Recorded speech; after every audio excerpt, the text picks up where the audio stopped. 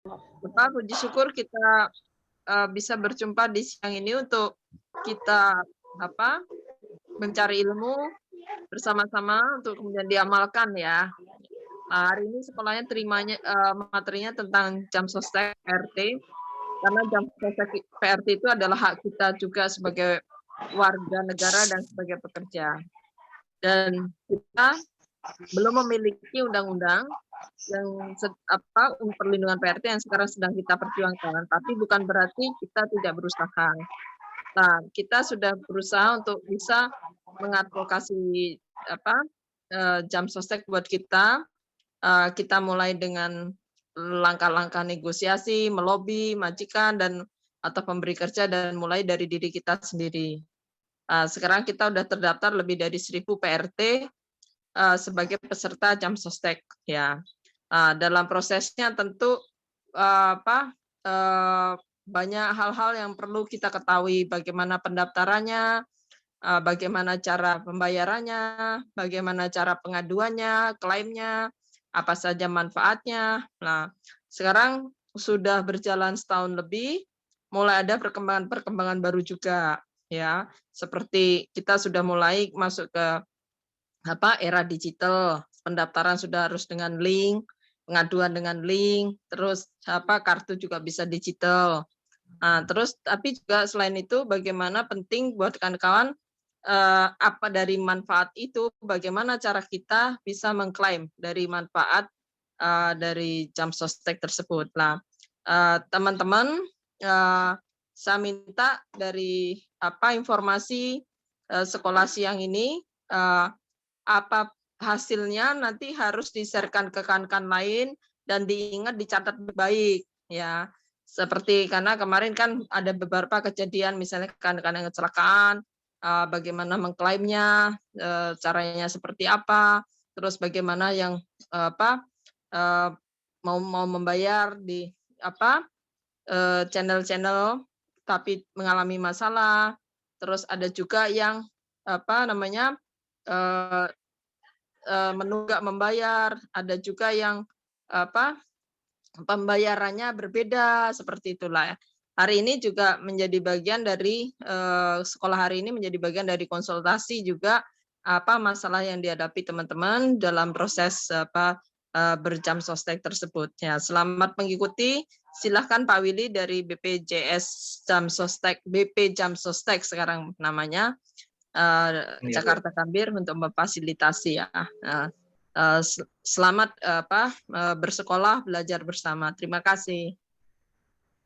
Terima kasih Bu Lita. Ini sebelumnya saya mau konfirmasi suara saya masuk tidak Bu? Kedengaran tidak? Dengar. Kedengaran ya. Oke Bu, saya mau izin live dulu sebentar, nanti saya masuk lagi. 15 menit saya masuk lagi. Ya, terima kasih. Ya, baik, tapi silakan sekolahnya diteruskan. Ya, terima kasih. Oke, terima kasih Bu Lita. Sebelumnya terima kasih untuk ibu-ibu semua yang sudah join di sekolah setiap minggu ya Bu ya, ini ya kegiatan sekolah ini ya dilakukan ya. Kepada Bapak Ibu peserta sekolah minggu untuk PRT pada siang hari ini, semoga selalu dalam keadaan sehat walafiat, dalam keadaan selalu dalam perlindungan Allah Subhanahu wa taala ya Bu ya. Nah, sebelumnya mungkin saya di sini dari BPJS Ketenagakerjaan nggak sendirian nih Bu-Ibu. Di sini nanti saya juga ada tim. Kebetulan sebentar saya cek dulu. Ada dari Pak Deril juga. Kebetulan Pak Deril ini dia khusus di bidang KPS atau peserta informal, dan juga ada Ibu Nur Amali atau Bu Nunung sebagai Kepala Bidang Kepesertaan Bidang Khusus atau KPS yang juga akan join di sekolah PRT siang hari ini. Seperti itu. Nah, kemudian untuk kegiatan siang hari ini, selain dapat diakses melalui Zoom ya, Bu Ibu, ini juga langsung terkoneksi ke YouTube ya, betul ya Bu ya? YouTube betul. Ini nama YouTube-nya keren ini Bu. Apa nih? Panci Berdendang.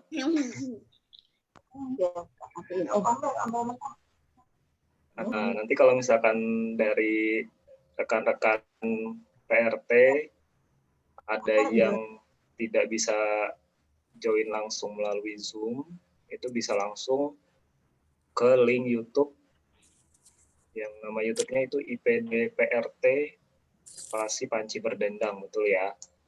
Jadi bisa langsung diakses melalui YouTube juga untuk bisa mengikuti sekolah PRT siang hari ini. Ya, betul. Nah, kalau misalkan nanti ada, selain kita sosialisasi, kita juga pasti ada yang namanya tanya jawab ya, Bu Ibu ya. Nanti kalau misalkan untuk sesi tanya jawab, mungkin awalnya kita sosialisasi dulu. Untuk sesi tanya jawabnya bisa langsung via chat.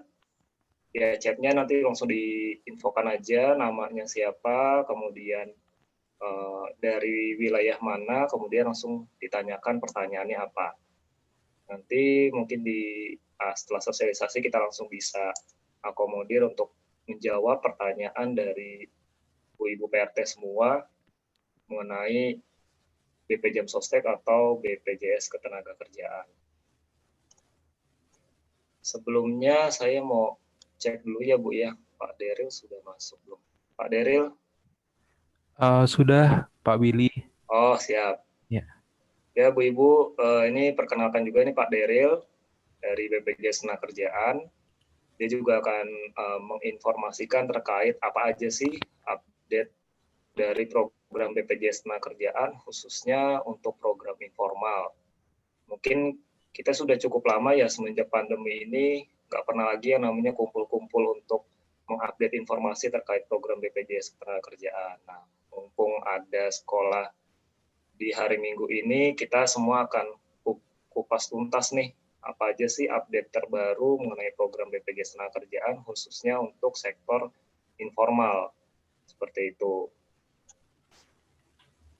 Untuk Bu Nunung sudah masuk belum ya? Belum ada ya sepertinya ya. Oke. Mungkin sementara itu aja Bu Ibu. Mungkin ini bisa langsung lanjut untuk sosialisasi program BPJS Ketenagakerjaan untuk sektor informal. Nanti Pak Deril, langsung aja Pak Deril ya. Oke, siap Mas Willy. Oke, dipersilakan Pak Deril untuk sosialisasi programnya. Dipersilakan. Ya. Mohon izin buat hostnya bisa dijadiin co-host dulu mungkin ya ini biar bisa. Oh, udah ditampilin ya. Oke.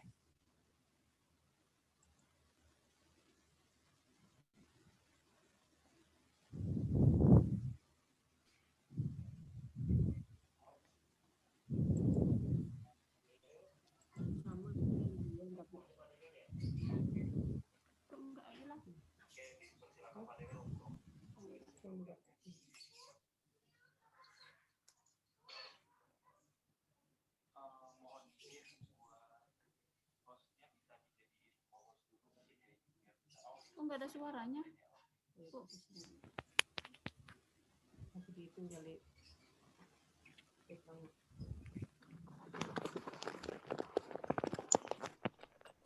Nggak ada suaranya, Mas. Oh iya Bu, bentar. Ya, ditunggu sebentar Bu. Ini hostnya Bu Lita langsung ya?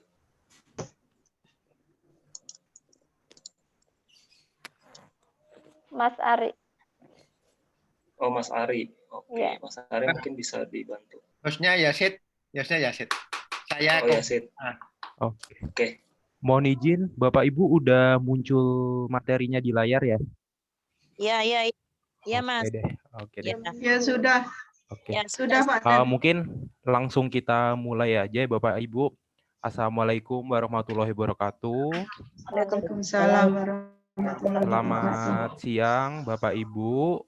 Ya. Perkenalkan saya Deril dari BPJS Ketenagakerjaan, timnya Bu Nur Amali dan Pak Willy. Di sini kami akan menyampaikan program sosialisasi program BPJS Ketenagakerjaan. Mungkin mohon izin langsung saya sampaikan saja materinya.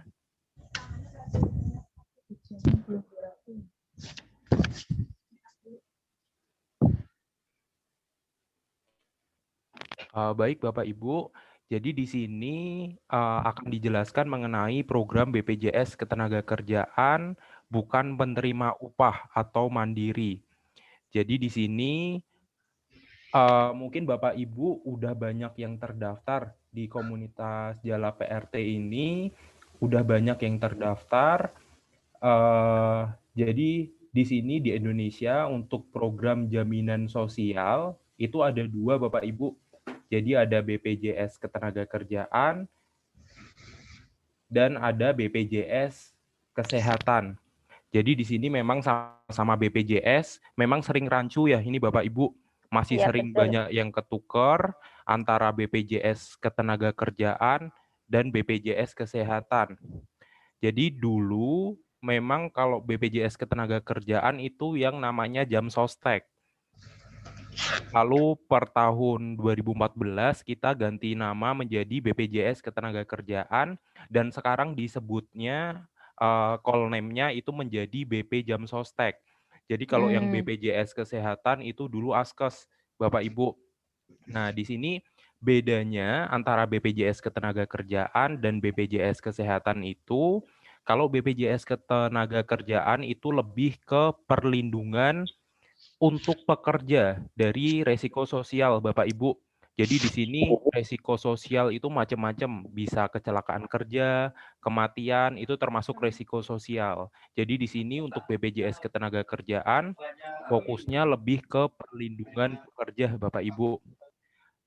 Berbeda dengan BPJS Kesehatan, kalau BPJS Kesehatan itu lebih ke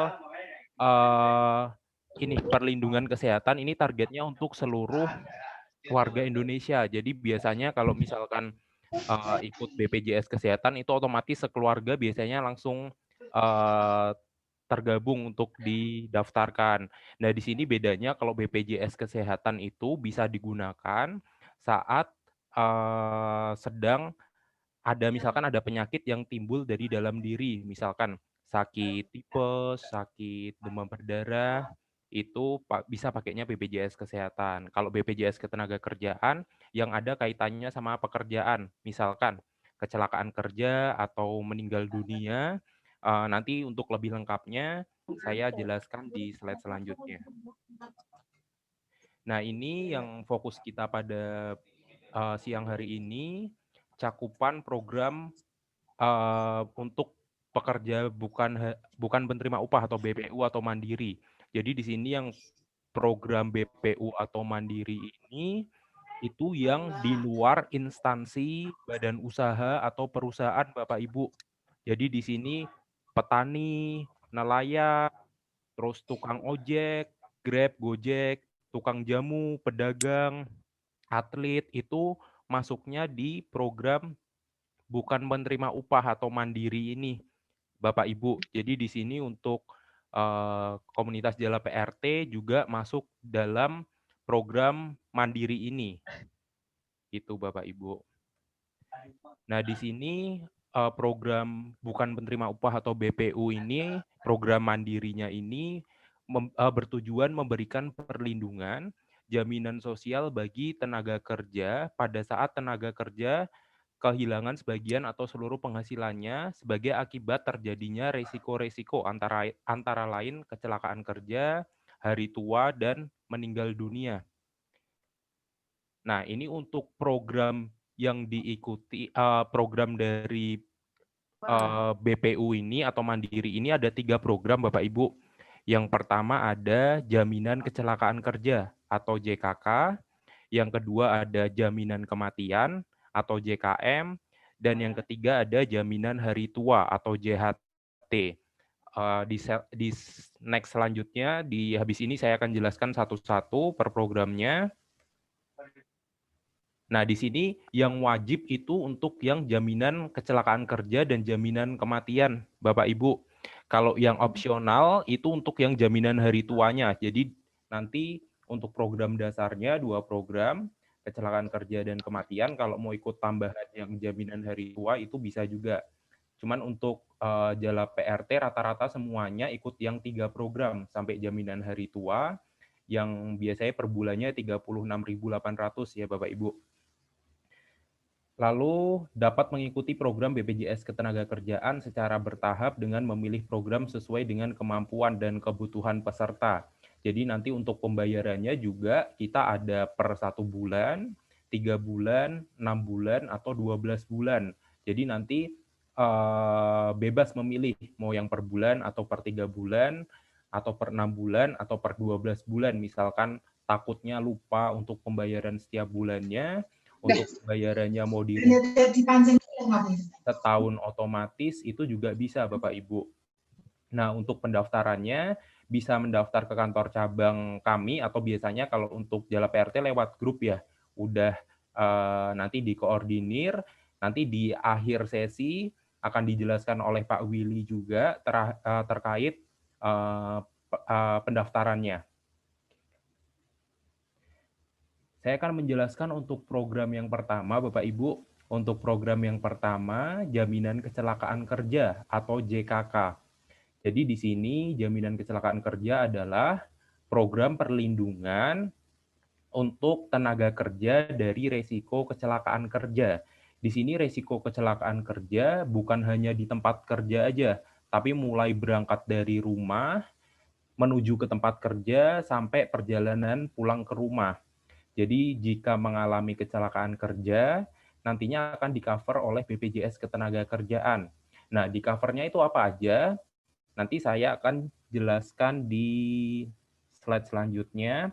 Nah, ini yang pertama ada perawatan dan pengobatan. Di sini nggak ada batasnya, Bapak Ibu. Jadi sesuai kebutuhan medis. Misalkan lagi berangkat kerja atau misalkan lagi belanja ke pasar nih kan yang penting ada kaitannya dengan pekerjaan. Misalkan contoh aja, mohon maaf, mengalami kecelakaan kerja. Misalkan di rumah sakitnya butuh operasi 100 juta, itu otomatis digantinya juga 100 juta, jadi nggak perlu keluar duit lagi. Lalu juga ada santunan berupa uang tunai. Nah, ini untuk rincian manfaatnya Bapak Ibu dari program Jaminan Kecelakaan Kerja. Yang pertama itu biaya perawatan dan pengobatan yang unlimited. Jadi di sini yang dimaksud unlimited yang tadi saya cerita jika tidak ada batasan. Jadi saat mengalami kecelakaan kerja, nanti menunjukkan kartu di rumah sakit, itu otomatis nggak usah ngeluarin duit lagi. Misalkan butuh operasi 100 juta, digantinya juga 100 juta. Lalu yang kedua ada program manfaat sementara tidak mampu bekerja atau STMB. Jadi yang dimaksud dengan program STMB, sementara tidak mampu bekerja, itu misalkan ada tenaga kerja yang mengalami kecelakaan kerja, lalu dari pihak dokter menyarankan untuk istirahat beberapa bulan. Misalkan ada tenaga kerja yang mengalami kecelakaan, lalu dari pihak dokter menyarankan untuk 6 bulan istirahat, otomatis tidak bisa bekerja. Nah, itu dari pihak BPJS Ketenagakerjaan yang akan memberikan santunan STMB atau yang memberikan gaji ke tenaga kerjanya. Untuk 1 tahun pertama, itu 100% dari upah tenaga kerja, itu sesuai dengan upah yang dilaporkan kepada kita. Untuk Bapak Ibu Jala PRT itu untuk upahnya pelaporannya di angka 1 juta dengan yang iuran 36.800 Bapak Ibu.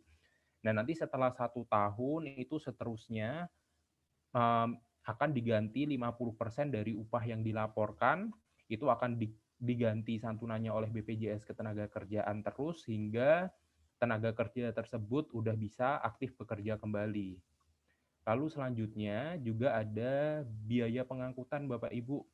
Jadi misalkan mengalami kecelakaan kerja butuh biaya pengangkutan untuk evakuasi via darat, via laut, via udara, itu ada biaya penggantiannya untuk pengangkutan mulai dari 5 juta sampai dengan 10 juta rupiah. Lalu jika mengalami kecelakaan kerja hingga akhirnya mengalami cacat, itu juga ada biaya penggantiannya Bapak Ibu. Untuk cacat fungsi itu ada penggantiannya, jadi ada persentase kurangnya fungsi, jadi per anggota tubuh itu ada presentasinya masing-masing Bapak Ibu.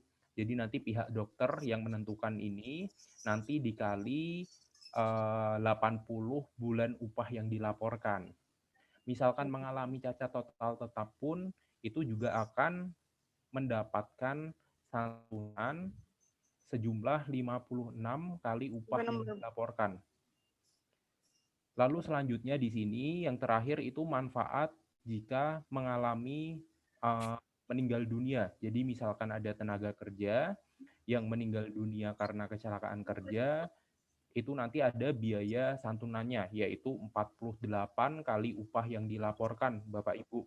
Jadi nanti ahli warisnya dapat 48 kali upah yang dilaporkan. Dan otomatis juga akan mendapatkan beasiswa untuk anak yang masih sekolah dari TK sampai perguruan tinggi. Itu nanti mendapat beasiswa.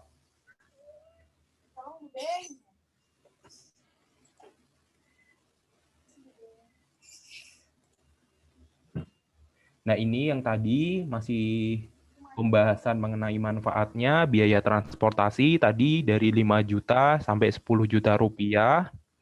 Lalu sementara tidak mampu bekerja, tadi yang menggaji dari pihak BPJS Ketenagakerjaan, lalu biaya pengobatan dan perawatan yang unlimited atau yang tidak ada batasannya, terus penggantian gigi tiruan misalkan mengalami kecelakaan kerja, lalu giginya itu patah gitu, nanti bisa ada biaya penggantian gigi tiruan Bapak Ibu.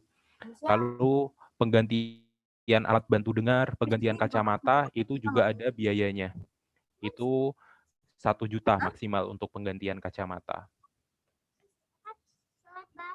Ini untuk santunan cacat, itu cacat sebagian fungsi, cacat anatomis, itu otomatis juga akan mendapatkan biaya santunannya.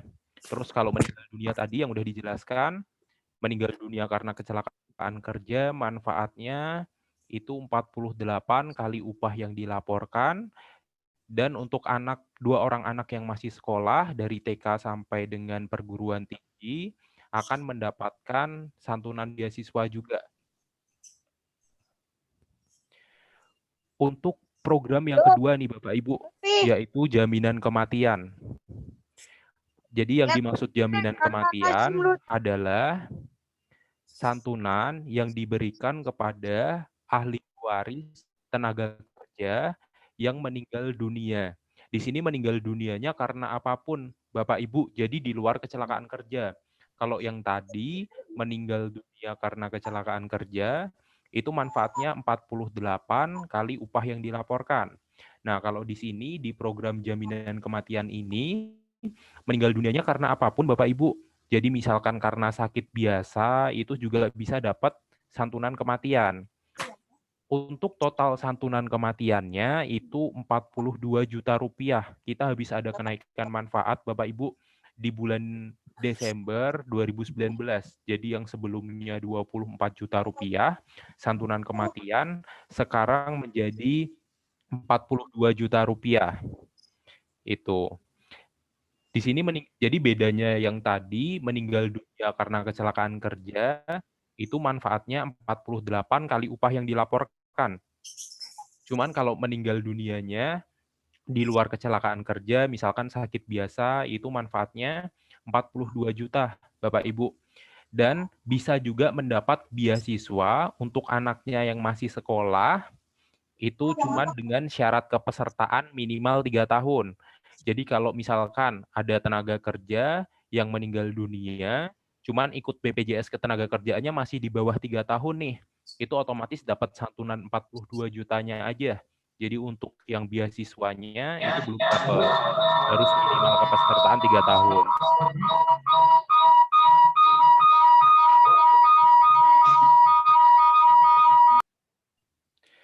Nah, ini untuk manfaat santunan kematiannya itu yang berhak mendapatkan siapa? Yaitu ahli waris sah sesuai dengan urutan kakak Bapak Ibu.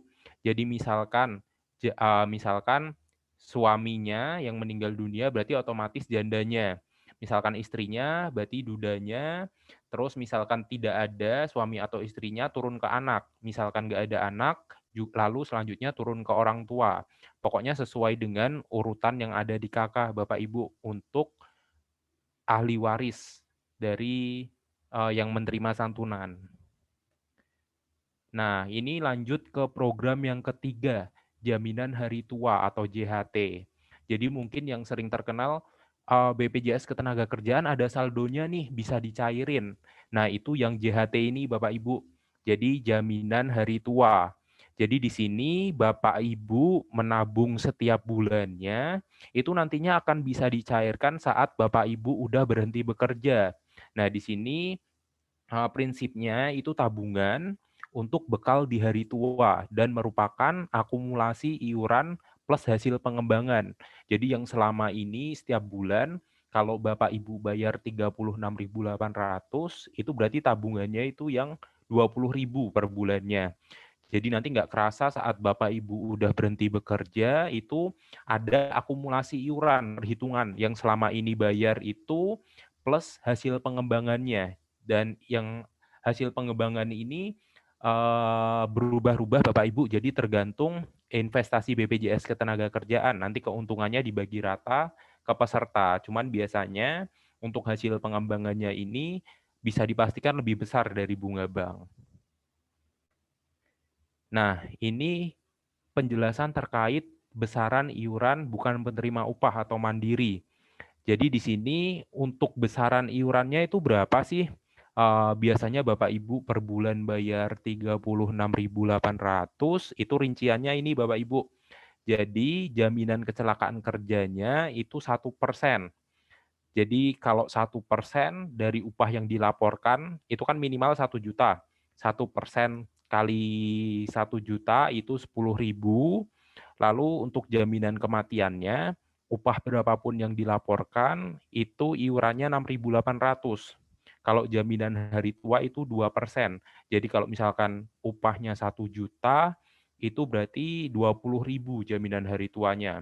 Makanya terhitung 36.800 itu dari jaminan kecelakaan kerjanya 10.000, jaminan kematiannya 6.800, dan jaminan hari tuanya 20.000. Jadi kalau di total 36.800.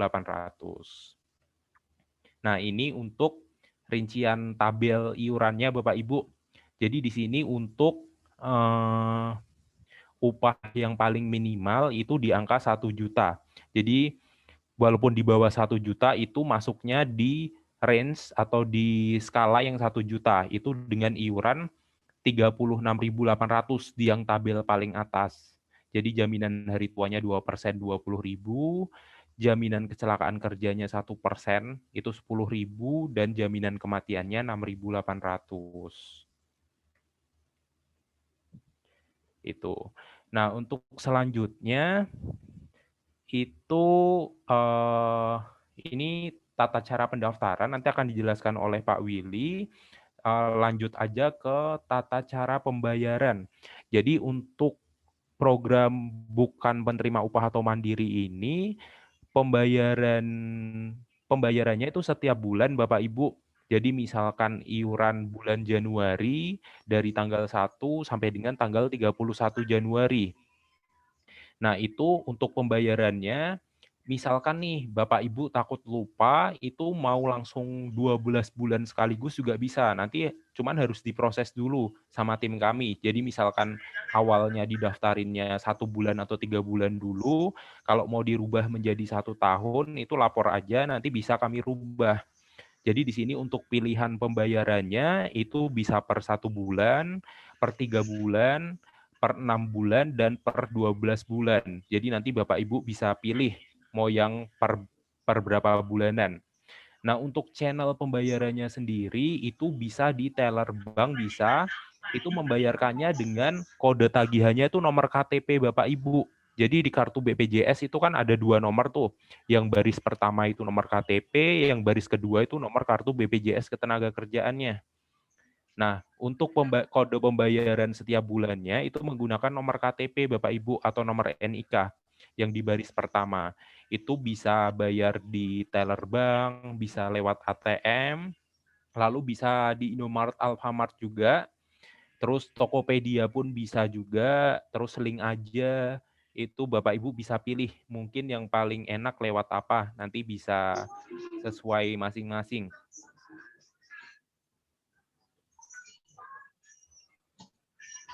Untuk selanjutnya mengenai pendaftaran akan dijelaskan lebih lanjut oleh Pak Willy. Silakan Pak Willy. Baik, terima kasih Pak Deril atas penjelasannya terkait program BPJS Ketenagakerjaan sektor informal atau BPU ya. Nah, di sini saya melanjutkan untuk informasi terkait pendaftaran dan pengaduan Bapak Ibu. Selama ini kan untuk dari sisi pendaftaran dulu deh, pendaftaran. Kalau pendaftaran selama ini kan kita dari pihak BPJS Ketenagakerjaan itu menerima data dari Bu Lita langsung melalui email. Nah itu juga waktu sebelumnya itu diinformasikan oleh juga Mas Kiki untuk pendaftarannya setiap bulannya. Nah setelah dicek dan dicoba melalui cara seperti itu, sepertinya ada sedikit kurang efektif dikarenakan makin ke sini dari peserta Jala PRT ini ada beberapa yang merasa sudah daftar namun kok belum muncul pembayarannya ketika melakukan pembayaran di Alfamart atau Indomaret atau melalui ATM, sehingga dari pihak koordinator setiap wilayah menanyakan, Pak, ini atas nama si A ini sudah terdaftar atau belum, seperti itu kebanyakan. Nah, di sini kami berinisiatif untuk membuat Google Form khusus untuk pendaftaran dan pengaduan. Nah, jadi untuk teman-teman PRT, koordinator masing-masing wilayah saat ini, kalau misalkan ada kendala atau misalkan untuk tiap bulannya ada pendaftaran baru, itu tetap melaporkan ke koordinator Jala PRT langsung ke Bu Lita bisa atau ke koordinator timnya, itu tetap dilaporkan ke sana, namun juga wajib mengisi link Google Form yang sudah dibuat. Nah, ini link Google Form sudah diinfokan di grup Jamsos PRT, ada di kolom deskripsinya, ibu-ibu bisa langsung cek aja di situ. Nanti di situ ada dua link, ada link pengaduan dan ada link pendaftaran. Jadi selain melaporkan langsung ke koordinator Jala, ke Bu Lita, para koordinator tiap wilayah juga wajib mengisi link tersebut untuk pendaftaran atau pengaduan. Jadi dari sisi kami juga bisa memonitor langsung mana-mana nama-nama yang sudah di-input melalui link, sehingga kita bisa ngecek secara langsung apakah nama tersebut memang didaftarkan di bulan tersebut atau terkendala di bulan tersebut, seperti itu. Karena kan selama ini kalau misalkan ada pengaduan seperti tidak bisa pembayaran melalui grup WhatsApp yang sudah dibentuk, namun itu tadi karena ada sedikit kurang efektif, sehingga kalau di grup WhatsApp itu selalu menumpuk, kalau misalkan ada banyak pertanyaan, takutnya ada yang miss, makanya dari kami menyediakan dua link langsung untuk pendaftaran dan juga pengaduan. Nah, kalau untuk yang sudah ditampilkan di layar ibu-ibu semua, di sini ada link pengaduan dulu ya.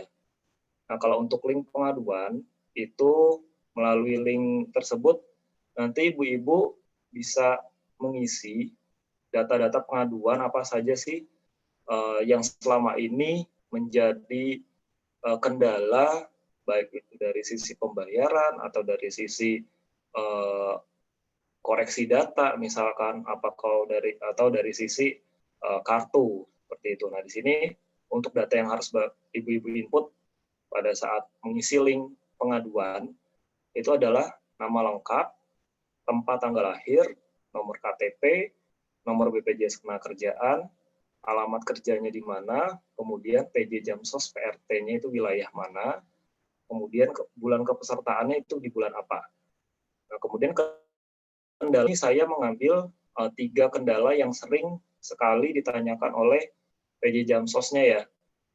Yang pertama itu bisa melakukan pembayaran iuran. Yang kedua adalah cek data aktif ataupun non-aktif. Yang ketiga adalah kartu belum diterima. Oke, nah di tiga kendala ini adalah yang paling sering ditanyakan oleh PJ Jamsos di grup WhatsApp Jamsos PRT mengenai 3 hal ini. Nah, jadi melalui link ini ibu-ibu bisa langsung menginfokan ke tenaga kerjanya atau ke timnya langsung. Jadi nggak perlu lagi, kan biasanya dibuat melalui WhatsApp secara panjang lebar ya kendalanya seperti apa. Nah itu untuk mengefektifkan pengaduan, jadi kita buatkan link Google Form ini supaya mudah di trackingnya seperti itu. Nah di situ juga ada kendalanya, saya buatkan kendala lain. Nah kendala lain ini misalkan ada kendala yang di luar dari 3 kendala yang paling sering ditanyakan. Seperti itu. Misalkan kalau waktu kemarin itu ada kendala terkait pembayarannya secara nominal itu berbeda. Nah itu di luar dari 3 kendala yang sering ditanyakan oleh PJ Jamsos di grup WhatsApp. Tapi kalau yang 3 kendala utama itu adalah yang tadi saya sebutkan, tidak bisa pembayaran, mau cek data aktif atau non-aktif pesertanya, atau kartu belum diterima. Nah, sebagai informasi juga nih sebelumnya, karena ada beberapa PJ Jamsos yang japri langsung ke WhatsApp saya menanyakan terkait kartu. Nah, sebenarnya ibu-ibu semua nih mungkin bisa diinformasikan juga ya kalau untuk terkait kartu ini memang kalau sekarang ini saya memfasilitasi untuk kartu fisiknya dulu ya, ibu. Tapi ada beberapa yang PJ Jamsos yang langsung japri ke saya menanyakan, Pak Willy, ini sebenarnya pesertanya sudah punya kartu digital dari aplikasi BPJS TKU. Nah, tapi yang bersangkutan juga meminta kartu fisik. Nah, ini sebagai informasi nih ibu-ibu, bahwasanya kalau untuk kartu BPJS Tenagakerjaan itu, kalau misalkan sudah memiliki kartu digital, itu tetap berlaku dan bisa digunakan sebagai bukti kepesertaan kalau misalkan ibu-ibu atau bapak ibu sudah menjadi peserta BPJS Tenagakerjaan. Jadi kalau misalkan sudah punya kartu digital, secara namanya sudah betul, itu sebenarnya sudah cukup. Tidak perlu lagi nih kartu fisik. Seperti itu. Jadi tidak perlu lagi kartu fisik, di kartu digital itu sudah cukup sebagai pegangan bapak ibu sebagai bukti bahwa sudah menjadi peserta BPJS Tenagakerjaan. Tapi karena memang sekarang kan lagi banyak nih komplain terkait kartu ya, jadi untuk saat ini masih saya fasilitasi untuk dicetak, nanti bisa diinfokan ke seluruh peserta. Namun nanti di besoknya sudah masuk bulan Maret, mungkin bisa diedukasi lagi kepada tim Jamsos wilayah masing-masing untuk bisa menggunakan aplikasi BPJS TKU saja. Jadi untuk pegangannya adalah kartu digital itu sudah cukup. Kalau misalnya kartu fisik memang dikhawatirkan hilang atau terselip. Sedangkan kan kalau digital itu kartunya sudah ada di handphone, sudah ada di galeri, sudah ada di email ibu-ibu sekalian. Kenapa saya bilang lebih efektif punya kartu digital? Karena kalau sekarang kan pasti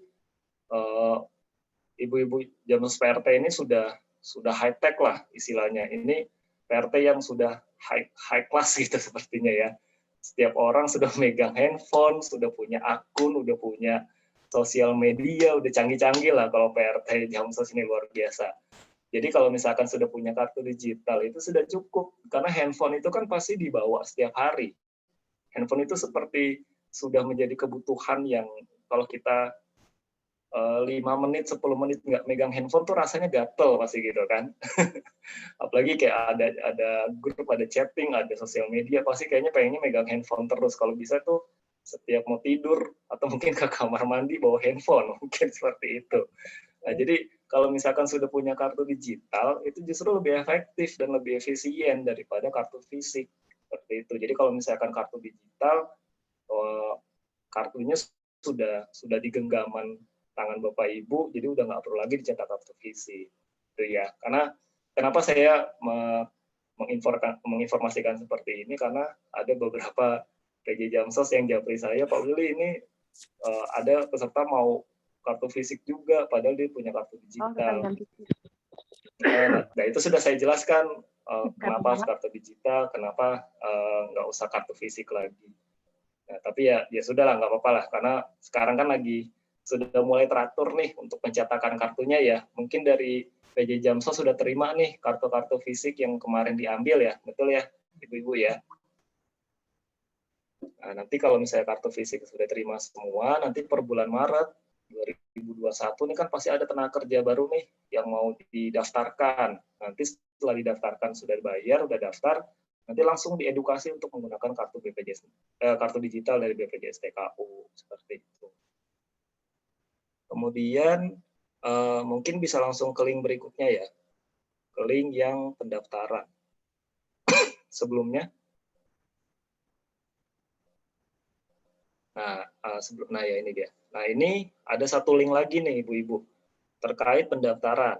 Nah kalau dulu yang tadi saya jelaskan, kalau dulu pendaftaran dari PJ Jamsos menginformasikan ke koordinator Jala PRT untuk siapa saja nama-nama yang mau didaftarkan di bulan tersebut, itu tetap dilakukan, tidak menghilangkan cara administrasinya dari Jala PRT-nya. Namun di sini ada tambahan sedikit tugas saja sih Bu. Ini sebenarnya simple. Ibu tinggal buka linknya, nanti akan muncul Google Form untuk link pendaftaran. Untuk data-datanya pun juga sama, seperti ibu-ibu melaporkan ke koordinator Jala untuk pendaftaran BPJS Tenagakerjaan. Nah, di sini ketika ibu-ibu buka linknya, di situ akan ada data-data yang harus dan wajib untuk diinput. Ya, seperti ini. Ada yang pertama itu data kepesertaan. Nah, ini data kepesertaannya itu kan kalau untuk Jala PRT itu biasanya ada dua. Dari PRT-nya sama yang umum.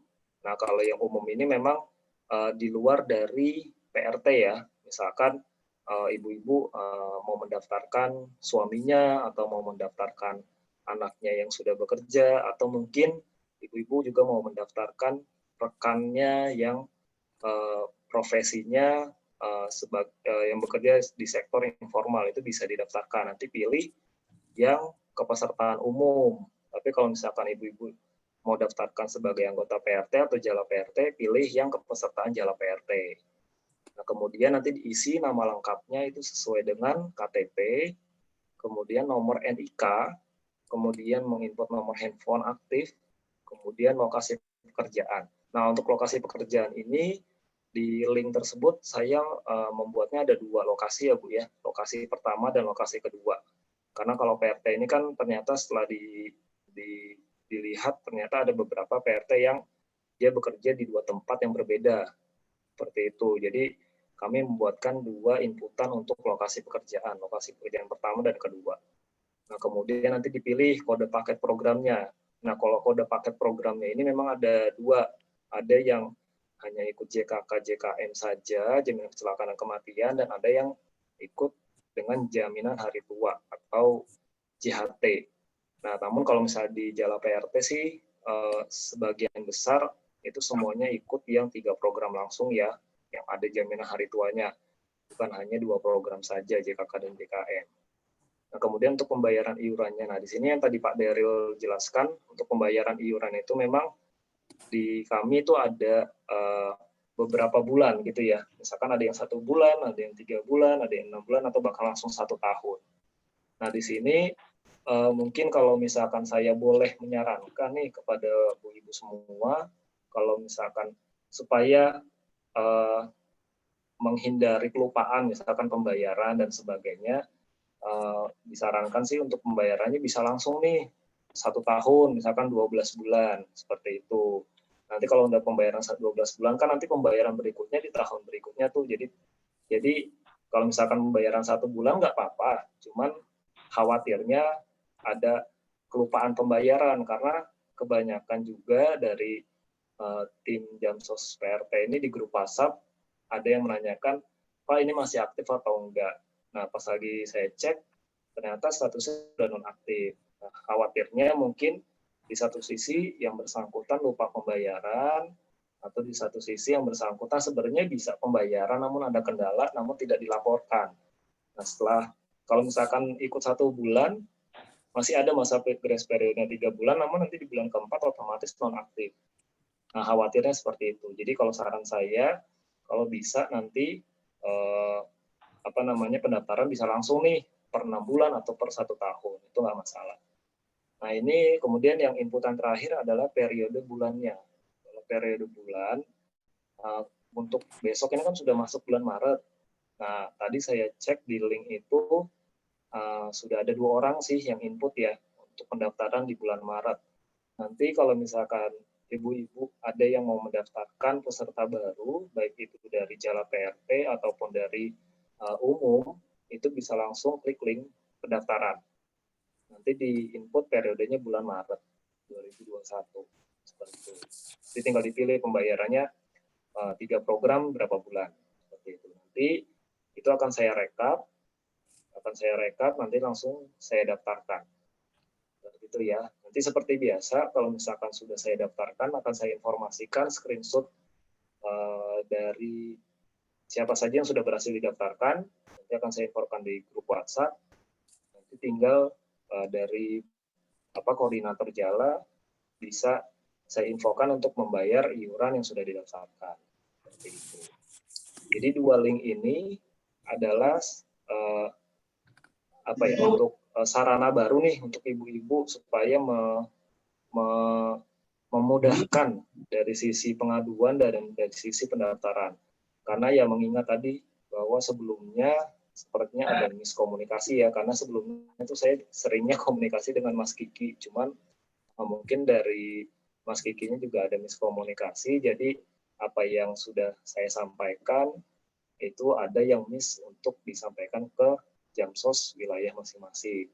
Nah, untuk menghindari hal itu terjadi lagi di tahun ini, itu saya menyediakan 2 link ini untuk memudahkan ibu-ibu dalam proses pendaftaran dan pengaduan.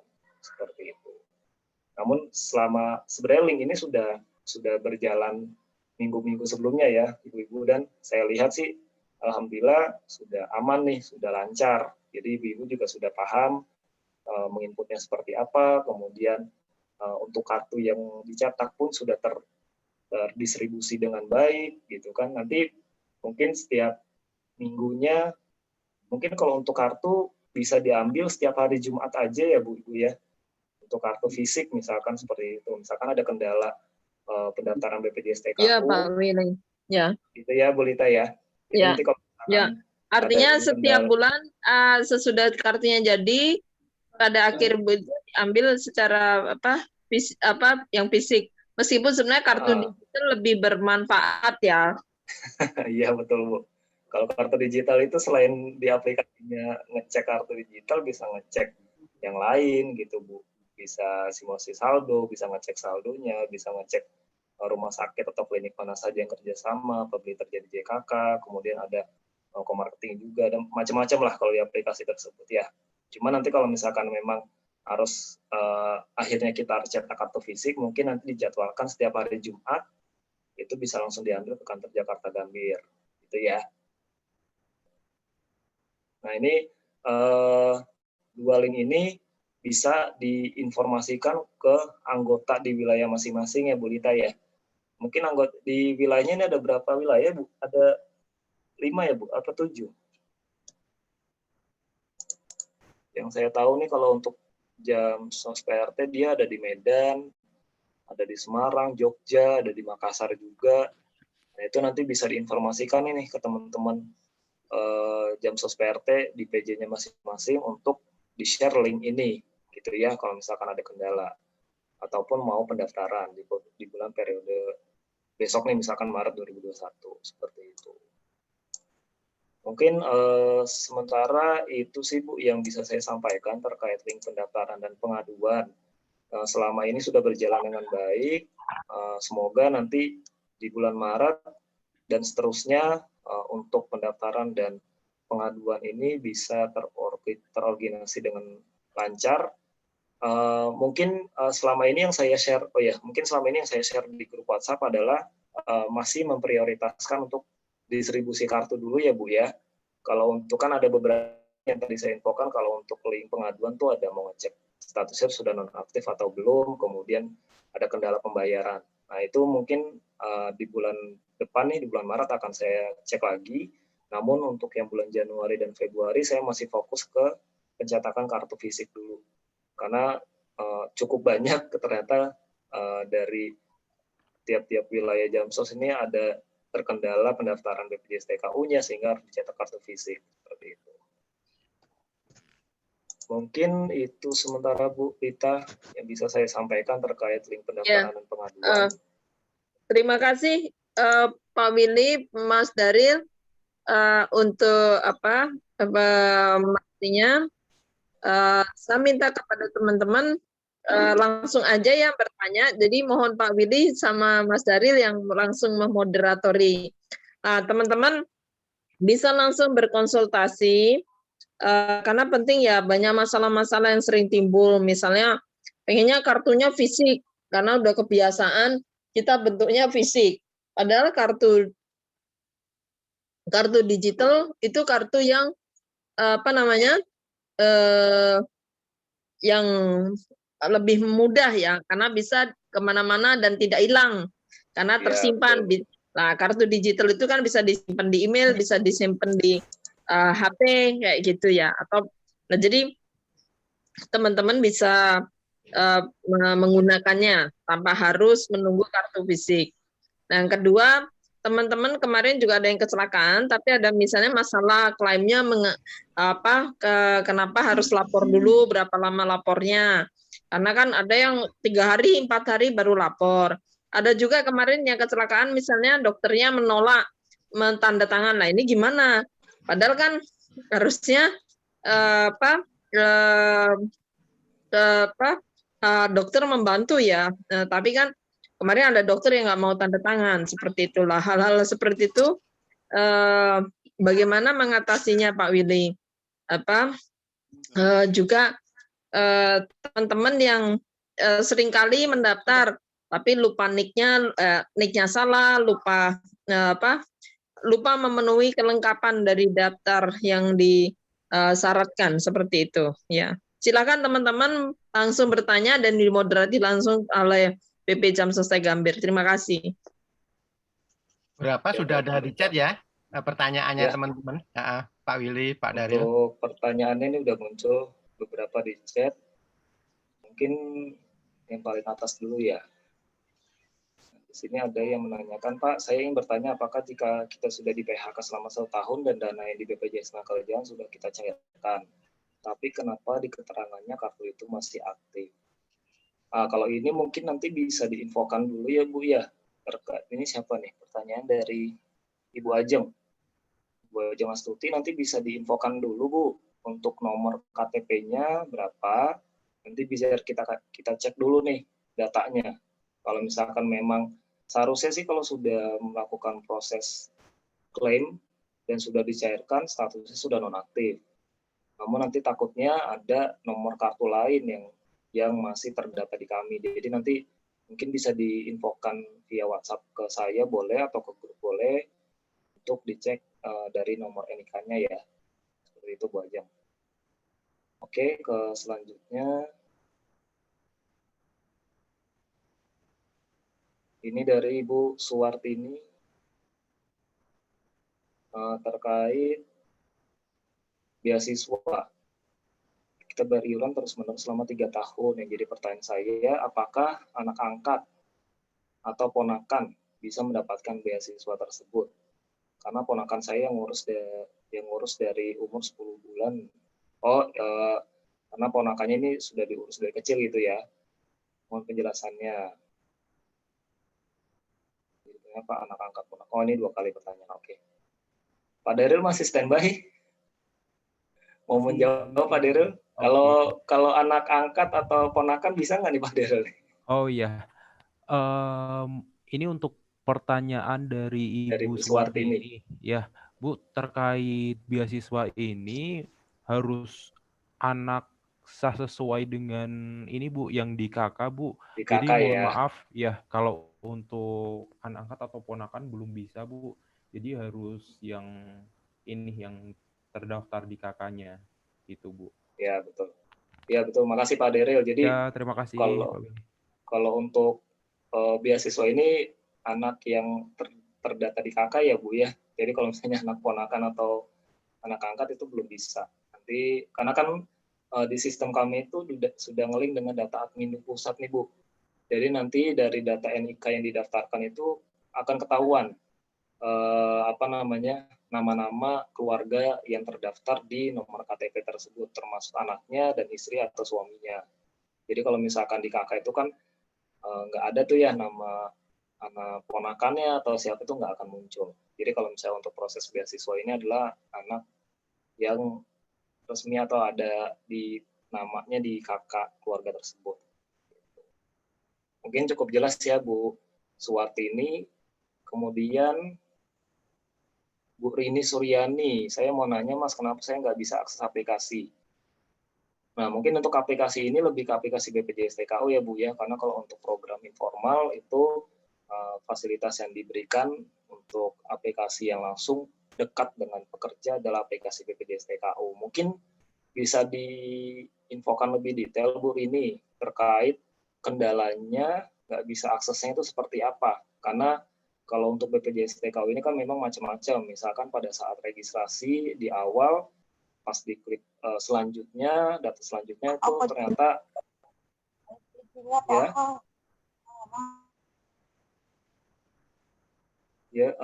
saya lanjutkan ya Bu ya.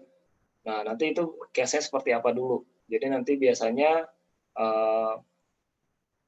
kalau kendala pada saat registrasi nih, peserta awal, misalkan baru terdaftar, kemudian mau mendaftarkan aplikasi BPJS TKU, kebanyakan kendalanya adalah kesalahan input dari nama yang ada di KTP. Misalkan, karena kalau untuk input data ini sifatnya case sensitif, Bu. Jadi kalau misalkan input nama, kelebihan spasi aja satu, atau misalkan ada titik koma yang di KTP-nya, itu kalau misalkan tidak sesuai, maka untuk proses registrasi BPJS TKU-nya itu akan gagal. Seperti itu. Jadi nanti kalau kemudian seperti input nomor tanggal lahir, kalau misalkan tidak sesuai format, itu dipastikan 100% akan gagal. Jadi ini case-nya macam-macam. Tapi nanti kalau misalkan memang sudah diinput berdasarkan KTP, sudah diinput berdasarkan namanya sesuai, tanggal lahirnya sesuai, nomor kartunya sesuai, namun belum bisa didaftarkan juga, nanti mungkin bisa diinfokan ke kami untuk kami coba tindak lanjuti ke IT kami untuk kami riset mungkin ya, seperti itu. Atau misalkan sudah daftar, sudah punya akun tapi emailnya lupa atau misalkan passwordnya lupa. Nah kalau misalkan emailnya lupa memang harus di reset dulu nih Bu. Tapi kalau misalkan password lupa tapi emailnya masih ingat, itu bisa di aplikasi kami itu bisa lupa kata sandi. Nanti diklik aja. Setelah klik login, nanti di situ ada lupa kata sandi, nanti tinggal Ibu input email yang Ibu daftarkan waktu pertama kali, nanti akan dikirimkan password ulang atau kata sandi yang baru melalui email. Seperti itu ya. Macam-macam nih kalau untuk BPJS TKU kendalanya. Mungkin salah satu yang paling sering itu lupa password, lupa email, kemudian pada saat registrasi itu gagal. Seperti itu. Mungkin sudah cukup jelas ya Bu Rini Suryani ya untuk pertanyaannya. Kemudian dari Ibu Yopi Wapiko. Untuk pendaftaran awal, apa harus mengisi link pengaduan untuk pencetakan kartunya? Kalau untuk pendaftaran awal tetap harus ngisi link sih Bu. Kalau untuk pendaftaran harus isi link dulu, pendaftaran anggota baru ya. Kemudian harus mengisi link pengaduan untuk pencetakan kartunya. Nah, kalau untuk kembali lagi yang tadi saya jelaskan, kalau untuk kartu itu dicoba dulu untuk mendaftar melalui aplikasi BPJS TKU. Seperti itu ya. Nanti setelah didaftarkan, silakan dibayarkan dulu. Setelah dibayarkan status NIK-nya atau nomor pesertanya sudah aktif, nanti baru Ibu daftar aplikasi BPJS TKU. Jadi jangan langsung minta kartu fisiknya dulu nih ibu-ibu ya. Jadi kalau bisa dicoba dulu daftar di aplikasi BPJS TKU. Kalau misalkan ada kendala silakan di-share di grup. Nanti kalau misalnya masih ada kendala juga dan sudah kita coba follow up masih belum berhasil, mungkin nanti bisa kita pakai opsi terakhir yaitu cetak kartu fisik seperti itu ya. Namun sekali lagi saya infokan kepada Bapak Ibu untuk diedukasi dulu timnya untuk daftar melalui aplikasi BPJS TKU. Nah ini mungkin untuk Bu Yopi sudah jelas. Kemudian Bu ini lagi, Pak Willy bagaimana cara bikin kartu digital? Oke, untuk bikin kartu digital mungkin sebenarnya saya sudah pernah tuh Bu Ibu, saya share di grup Jamsos PRT ya, WhatsApp untuk panduan cara registrasi menggunakan aplikasi BPJS TKU. Dan juga mungkin nanti saya share lagi untuk cara registrasinya seperti apa, untuk cek kartu digitalnya itu seperti apa. Seperti itu ya, nanti saya share lagi di grup. Jadi pada dasarnya kalau misalkan ibu-ibu ini kebanyakan mungkin sudah banyak megang handphone yang Android atau misalkan iOS gitu ya, Apple. Nanti itu bisa, kalau di Android bisa langsung di Play Store dulu, dibuka Play Store-nya, nanti di search aplikasi BPJS TKU. Nama aplikasinya BPJS TKU, nggak ada spasi. Nanti dilihat gambar aplikasinya warna biru. Nah itu diinstal aja, nanti tinggal diikutin tuh panduannya. Kalau misalkan belum pernah mendaftar sebelumnya, diikutin aja dulu panduannya, ada registrasi. Nanti saya share cara pendaftarannya, namun saya jelaskan singkat aja ya di sini. Nanti Ibu klik login, nanti pilih daftar baru. Nah, di sini bedanya adalah kalau misalkan ibu-ibu mau daftar, itu adalah daftar yang menu BPU, bukan penerima upah, gitu ya. Jangan pilih yang PU. Nanti kalau pilih PU, pada saat Ibu input data, 1000% dipastikan gagal. Karena ibu-ibu di sini dominan didaftarkan pada program informal. Seperti itu. Jadi pas registrasi awal, silakan pilih programnya yang BPU ya. Pas dipilih BPU, nanti baru Ibu input data-datanya. Nama, KTP, kemudian tanggal lahir, seperti itu. Nanti di input password, nomor handphone, seperti itu.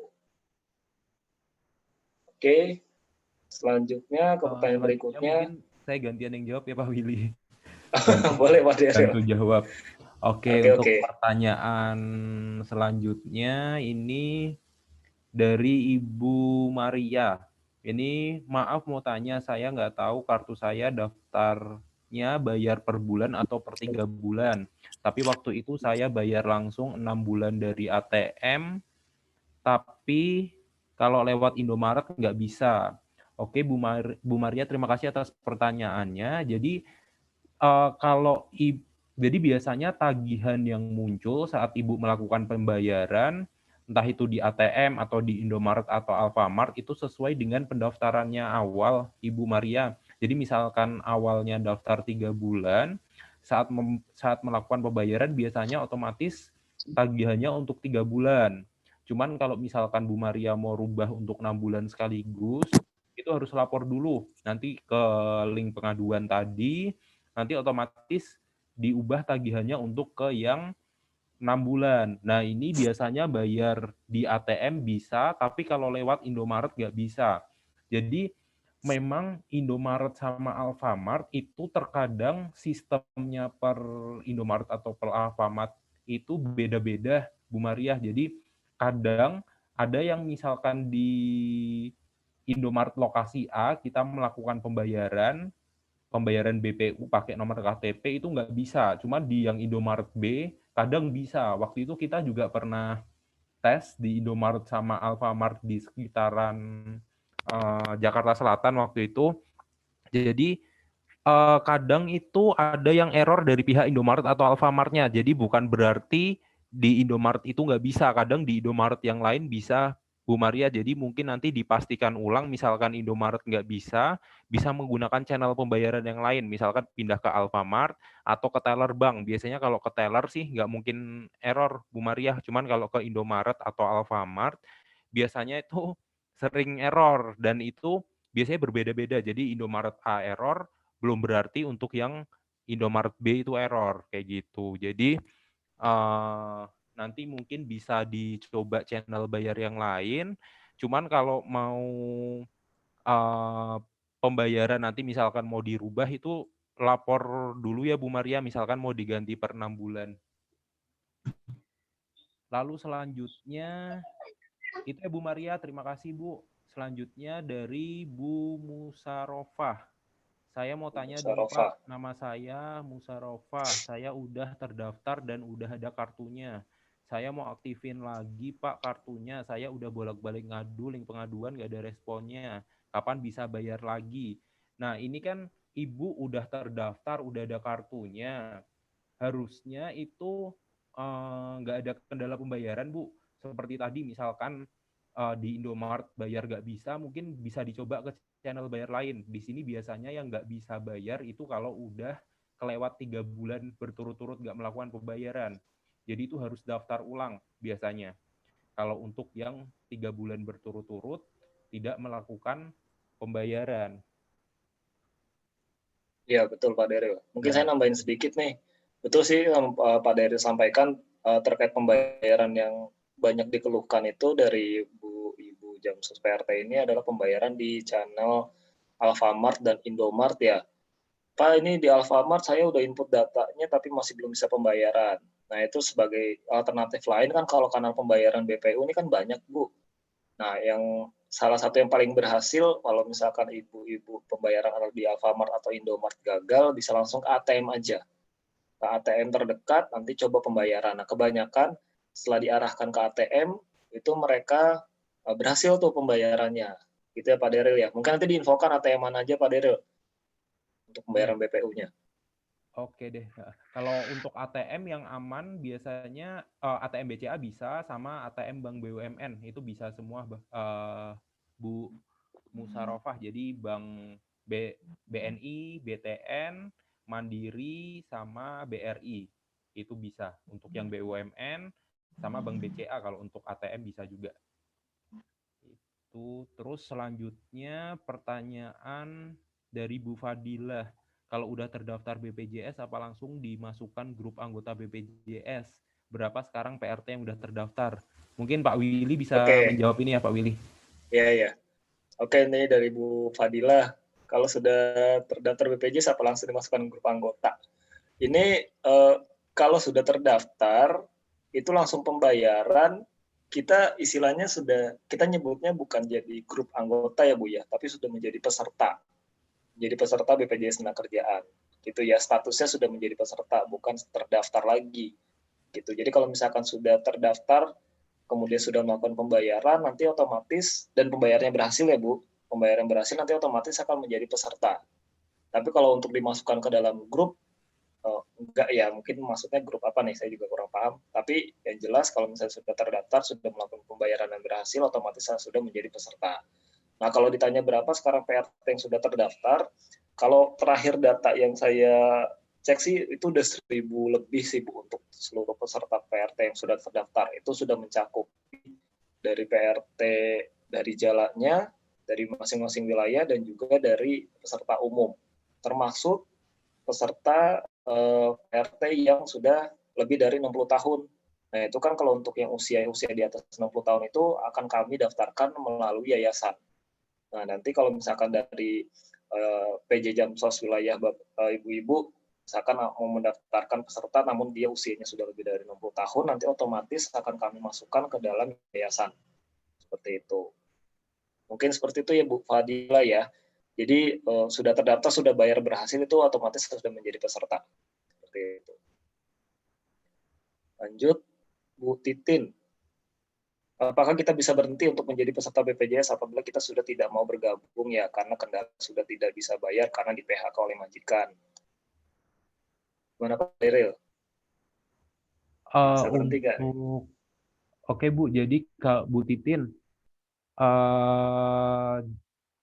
jika untuk berhenti, jadi di sini sih kan untuk perlindungan ya Bu Titin. Jadi program BPJS Ketenagakerjaan kita kan seperti asuransi sosial itu perlindungan yang tadi sudah dijelaskan dari jaminan kecelakaan kerja, dan jaminan kematian, dan ada juga jaminan hari tua itu sebagai tabungan yang disiapkan untuk masa tua.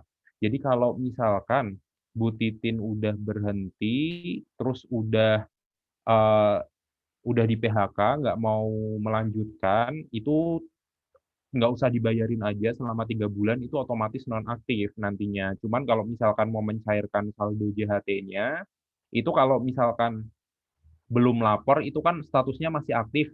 Nanti harus lapor dulu agar bisa dinonaktifkan. Cuman di sini saran saya, walaupun udah di PHK majikan, kan ini sifatnya seperti perlindungan kecelakaan kerja dan kematian. Misalkan Bu Titin ada usaha lain, misalkan beralih beralih menjadi punya usaha dagang atau jualan online, itu lebih baik untuk BPJS Ketenagakerjaannya dilanjutkan, Bu.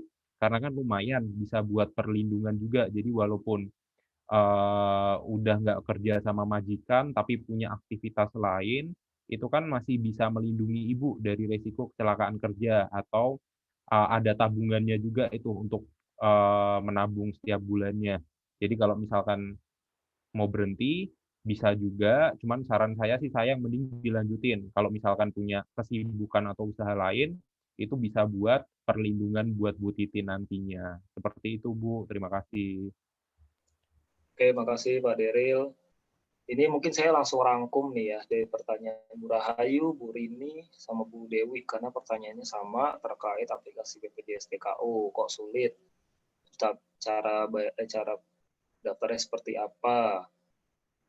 Penjelasannya seperti apa? Nah ini ya tadi yang saya jelaskan ya Bu, kalau untuk BPJS TKO, nanti Ibu install dulu aplikasinya. Kalau misalkan handphonenya Android, di Play Store, nanti diklik BPJS TKO, diinstal, kemudian nanti Ibu klik login dulu, kemudian nanti di situ ada daftar bagi anggota untuk daftar aplikasi ya. Nanti Ibu pilihnya adalah yang program BPU. Nah itu penting nih, kalau misalnya pada saat registrasi awal jangan sampai salah pilih sektor programnya. Kalau misalkan Ibu nanti klik login kemudian daftar, kemudian Ibu pilih sektornya adalah PU, nanti pada saat Ibu registrasi itu akan gagal. Jadi mungkin nanti dicek dulu nih, pada saat Ibu registrasi pilih yang sektor BPU ya Bu ya. Ada sektor BPU, nanti baru diinput data-datanya. Seperti itu. Seperti nama, KTP, dan sebagainya. Nanti ada panduan di situ. Mungkin nanti saya kirimkan kembali untuk cara panduannya seperti apa ya, supaya bisa di-share ke teman-teman, bisa dibaca juga supaya jelas seperti apa untuk registrasinya. Kemudian lanjut nih Pak Deril, Bu Siti Nurwiyah.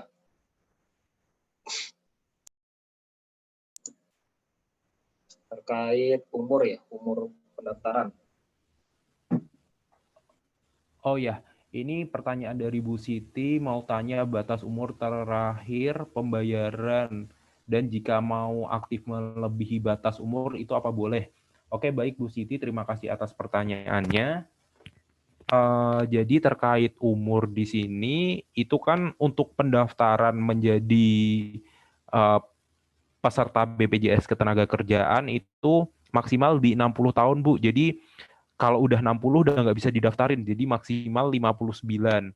Itu kalau udah menginjak 60 itu nggak bisa didaftarin. Cuman kalau untuk pembayarannya itu terus sampai Ibu Siti bekerja. Jadi misalkan lebih dari usia 60, Ibu masih bekerja, itu masih dibayarkan bisa. Otomatis kartunya masih aktif dan masih melindungi Bu Siti dari resiko kecelakaan kerja, kematian, dan jaminan hari tuanya juga masih ada tabungannya. Jika masih aktif, dibayarkan. Jadi aktifnya sampai melebihi batas umur berapapun boleh, jadi nggak ada batasan. Cuman untuk pendaftaran di awalnya itu 60 tahun udah nggak bisa, jadi 59 maksimal. Seperti itu Bu Siti, terima kasih atas pertanyaannya. Ya, baik Pak Deril. Mungkin nanti kalau untuk pendaftaran awal yang tadi dijelaskan ya Bu, 60 tahun itu maksimal. Tapi kalau untuk pendaftaran awal dari Jala PRT yang mau didaftarkan lebih dari 60 tahun, kebijakan dari Bu Lita selaku koordinator Jala PRT itu nanti akan saya daftarkan melalui yayasan ya Bu ya. Jadi nanti kalau misalkan ada peserta baru yang didaftarkan namun usianya lebih dari 60 tahun, nanti akan kami data dan kami input melalui yayasan. Jadi tetap kami daftarkan, namun masuk ke dalam yayasan. Tapi kalau misalkan pada saat daftar awal belum melewati usia 60 tahun sudah bisa, tapi setelah itu sudah lewat dari 60 tahun itu masih aktif, masih bisa dibayarkan, masih bisa dapat coveran seperti Pak Dery jelaskan tadi. Itu. Halo Pak Willy. Ya, Pak. Ada yang Mari. angkat tangan di apa namanya di iya. ini Zoom ini. Apakah Bu Katmirah mau tanya? Bu Katmirah. Bu Katmirah silakan Bu. Karena mungkin ada beberapa kawan-kawan ini yang nulis agak susah. Jadi kalau teman-teman yang mau bertanya silakan klik itu ada raise hand atau angkat tangan ya. Itu nanti bisa ngomong langsung kalau kesusahan menulis di chat itu. Tapi kalau memang salah pencet ya nggak apa-apa. Bu Katmirah tadi mau tanya atau salah pencet? Itu ada Silakan, hidupkan dulu. Hidupkan dulu ininya. Mic-nya Bu. Itu diklik dulu mic-nya, ada gambar mic-nya diklik dulu.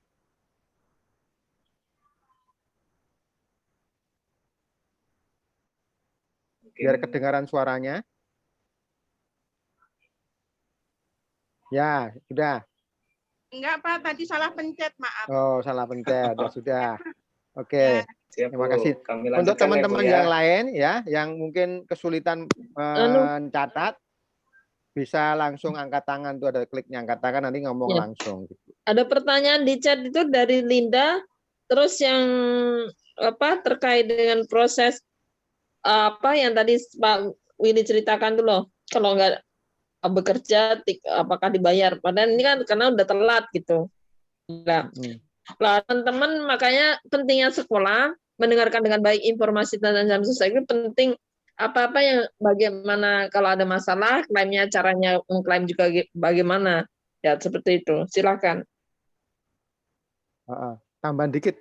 Itu di YouTube ada 5 pertanyaan, apakah mau dijawab juga atau gimana Pak Willy, Pak Dari? Oh, boleh Pak Ari. Ya, saya nanti saya punya ininya, saya catat pertanyaan mereka.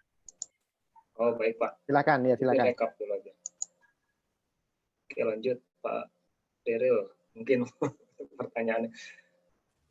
Ini dari Bu Royana ya? Bu Royana. Yang tidak mau tanda tangan dengan alasan kliniknya tidak kerjasama.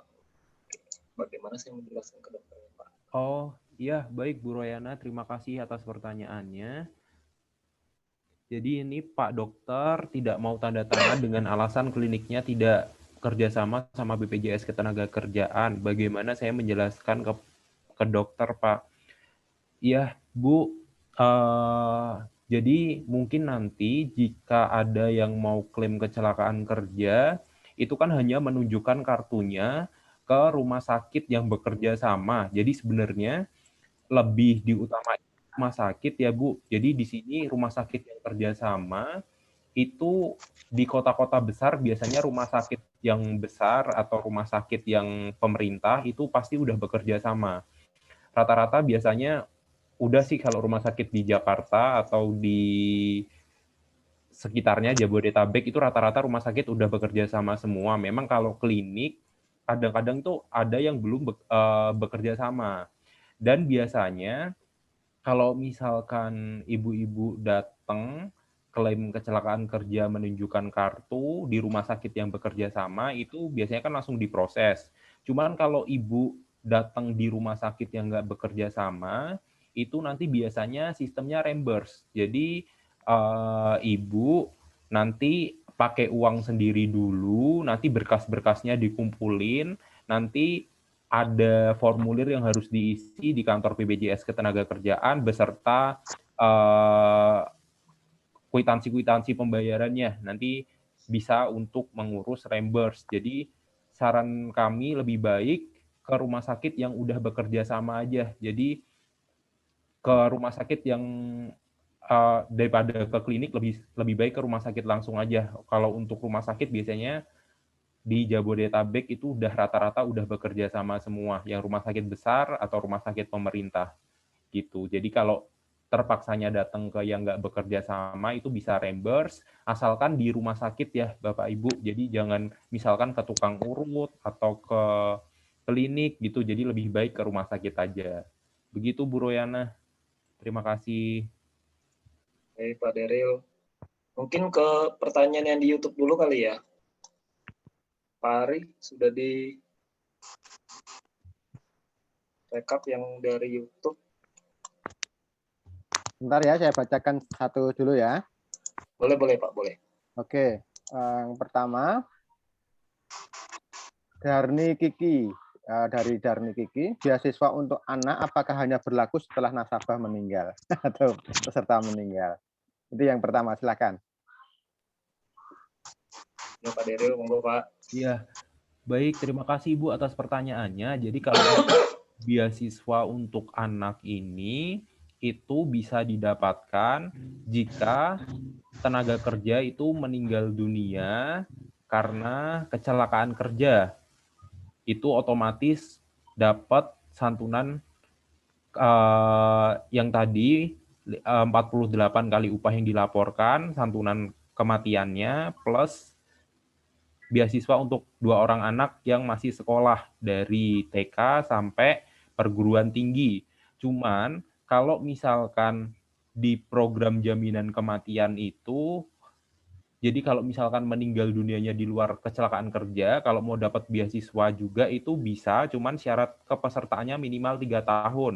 Cuman kalau yang meninggal dunia karena kecelakaan kerja itu tidak ada syarat minimalnya, Bu. Jadi nanti otomatis dapat mendapatkan untuk program beasiswa untuk anaknya. Dan di sini kalau mengalami cacat total tetap juga bisa dapat beasiswa juga, Bu. Kalau kecelakaan kerja sampai akhirnya mengalami cacat total tetap, itu bisa juga untuk mendapatkan beasiswa untuk anaknya yang masih sekolah dari TK sampai kuliah di perguruan tinggi.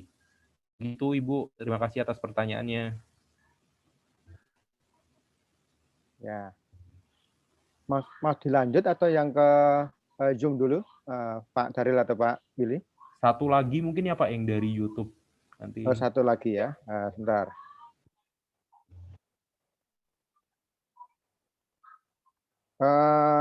Sebenarnya beberapa tadi sudah dijawab ya, atau sudah disampaikan ya. Misalnya ini dari soal kartu, belum dapat kartu tadi ya. Sudah ada pernyataan disampaikan oleh Pak Willy. Ada juga yang ini tanya kalau pembayaran untuk 1 tahun dibayar akhir tahun atau itu bulan apa saja, apakah di setiap bulan apa saja bisa gitu. Ada pertanyaan begitu. Baik, terima kasih Pak atas pertanyaannya. Jadi kalau untuk pembayaran yang 1 tahun sekaligus, itu membayarkannya saat kapan? Mungkin pertanyaan gitu ya Pak ya? Ya, betul. Jadi ya. kalau untuk membayarkan itu tetap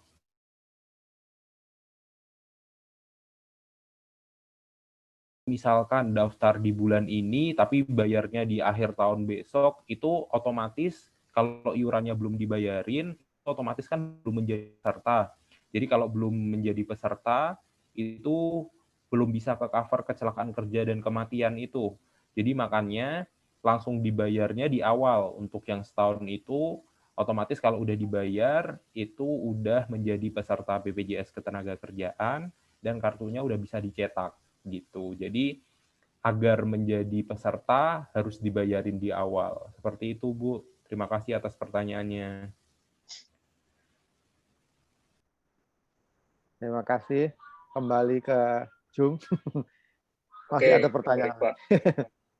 Di Zoom sudah banyak juga nih pertanyaannya.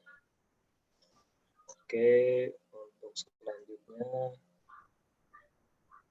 ini mungkin jawab singkat aja ya untuk Bu Susi. Untuk petani boleh daftar enggak? Boleh Bu, untuk petani ya. Petani, kemudian wirausaha dagang, Gojek atau PRT atau wirausaha lain itu bisa daftar Bu. langsung aja diinfokan melalui link ya untuk pendaftarannya. Kemudian Bu Januria mau tanya bagaimana kalau ahli warisnya atau anak kandungnya beda kakak karena ikut kakak atau ibu ayah yang sudah bercerai. Pak Daryl mau jawab, Pak Daryl? Kalau beda kakak untuk ahli waris. Iya Bu, kalau untuk ahli waris itu memang kita harus sesuai dengan yang di kakak Bu, soalnya kita kan datanya ngeling sama adminduk yang tadi udah dijelasin. Jadi itu misalkan anak atau suami beda kakak itu biasanya ke orang tua Bu untuk turunnya. Jadi sesuai dengan yang urutan di kakak Bu untuk ahli waris. Jadi harus sesuai yang di kakak ya Pak Daryl ya? Ya, betul. Oke, selanjutnya Bu Susi lagi ya. Bu Susi, kalau kecelakaan kerja kita lapornya kemana? Ke Gambir atau ke kantor cabang terdekat? Kalau kecelakaan kerja bisa langsung diinfokan ke saya aja Bu. Diinfokan ke saya by WhatsApp boleh, diinfokan saja dulu. Nanti kalau sudah dilaporkan, yang pasti untuk kecelakaan kerja, si tenaga kerjanya sudah langsung ditangani ke rumah sakit atau klinik terdekat ya, untuk segera ditangani. Karena untuk kecelakaan kerja ini kan sifatnya urgent, kita tidak bisa mengurus administrasinya dulu dan sebagainya. Yang penting sudah dimasukkan ke rumah sakit, ditangani dulu. Untuk laporannya bisa by WA ke saya boleh, atau nanti saya infokan juga ke tim pelayanan kami yang di cabang Jakarta Gambir.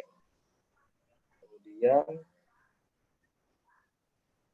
bagaimana untuk pengecekan berapa bulan yang sudah kita bayarkan iurannya? Oh boleh, ini bisa untuk dibantu pengecekan ya. Nanti diinfokan saja nomor KTP-nya, nanti kami cekan berapa bulan yang sudah dibayarkan.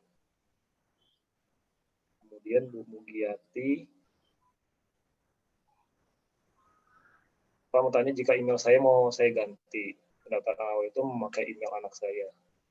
Bisa Bu, kalau untuk ganti email nanti diinfokan saja nomor KTP Ibu, nanti email yang terbaru apa. Kemudian Bu Eti, kalau ada yang kecelakaan dan harus berobat ke rumah sakit, apa kita harus bayar duluan? Kadang seperti di atas, dokter tidak mau tanda tangan dan kebiasaan kalau rumah sakit besar suka dilempar sana-sini.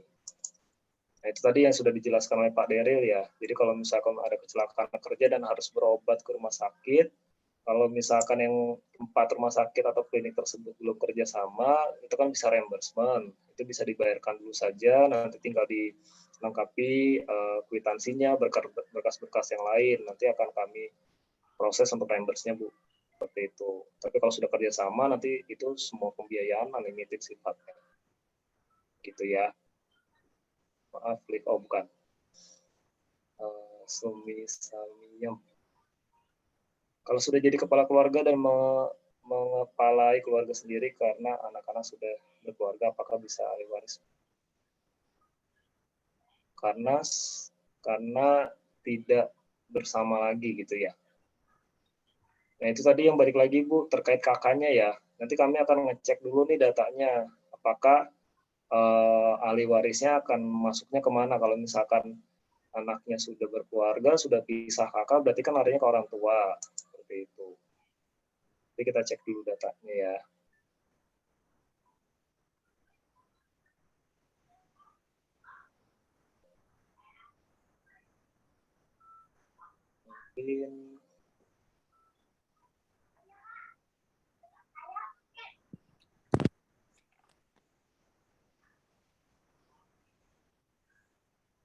Mungkin sebagian besar udah dijelas. Pertanyaannya sama sih ya. Mungkin saya cari yang lain dulu.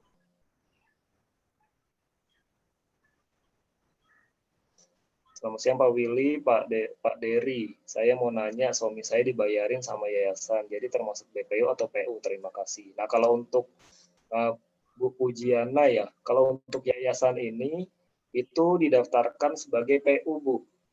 Jadi kalau sudah dibayarkan di yayasan, itu masuknya ke sektor PU atau penerima upah, bukan BPU. Jadi nanti pembayarannya itu langsung dari yayasan yang akan membayarkan menggunakan kode iuran. Berbeda dengan PU ya, berbeda dengan BPU. Ini Pak Daryl, mungkin Bu Linda nih. Baik, pertanyaan Linda, ini saya bacakan dulu. Maaf, saya mau tanya bulan Juli 2019 saya kecelakaan kerja saat menuju ke tempat kerja. Selama 4 bulan saya tidak bisa bekerja karena keadaan kaki yang tidak memungkinkan untuk bekerja. Sejak Juli 2019 sampai saat ini masih pengobatan. Semua biaya ditanggung BPJS Ketenagakerjaan. Yang saya mau tanyakan, apakah selama ini tidak bekerja 4 bulan, apakah mendapat penggantian gaji seperti yang tadi dibicarakan? Oh ya Bu, jadi di sini kan berarti kecelakaannya bulan Juli 2019 nih Bu, berarti di awal 4 bulan itu Ibu tidak bekerja. Kan itu udah kelewat tuh bulan Juli 2019. Jadi di situ harus dicek dulu bulan Juli 2019 juga Ibu udah terdaftar BPJS Ketenagakerjaan atau tidak. Soalnya kalau belum terdaftar, itu kan berarti nggak bisa di-cover. Nah, cuman kalau misalkan di bulan Juli 2019 itu udah terdaftar, kan ini udah kelewat setahun nih Bu kejadiannya. Jadi nanti seharusnya sih udah nggak bisa kalau untuk karena telat pelaporan, cuma nanti kita pastikan lagi ke tim pelayanan kami. Kalau misalkan telat pelaporan seperti ini, apakah masih bisa untuk di biaya penggantian gaji untuk STMB-nya. Seperti itu, jadi nanti harus dipastikan apakah bulan Juli 2019 itu sudah terdaftar, sama nanti kita tanyakan ke tim pelayanan kami ya Bu, terkait keterlambatan pelaporan. Nanti mungkin bisa diinfokan lewat grup untuk jawaban Bu Linda. Gitu sih paling nanti. Terima kasih untuk jawabannya. Kemudian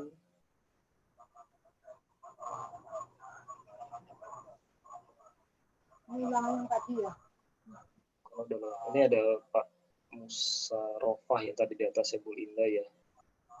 Punya kartu udah nggak aktif Pak karena udah lewat dari 3 bulan. Jadi saya harus isi link. Ya betul, untuk pendaftaran baru isi link lagi ya Pak Bu.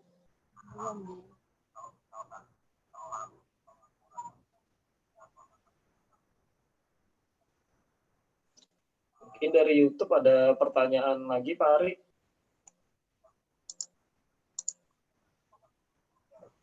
Ya, masih ada. Ada pertanyaan. Sebelum saya bacakan pertanyaan, mungkin teman-teman tadi mungkin ada yang bingung ya soal istilah reimburse. Reimburse itu artinya kita bayar dulu nanti diganti gitu ya. Yang di rumah sakit yang tadi tidak bekerja sama langsung dengan BPJS Ketenagakerjaan, kita bisa bayar dulu tetapi nanti akan diganti oleh BPJS Ketenagakerjaan gitu ya. Mungkin kawan-kawan ada yang bingung istilah itu. Nah, ada juga yang dari YouTube ini ya tanya. Saya mau tanya, sudah 2 bulan berturut-turut belum bayar BPJS Ketenagakerjaan, apakah tidak hangus? Tadi sudah juga ya sebenarnya soal ini ya. Ini sekalian langsung aja Pak Billy ya. Satu lagi.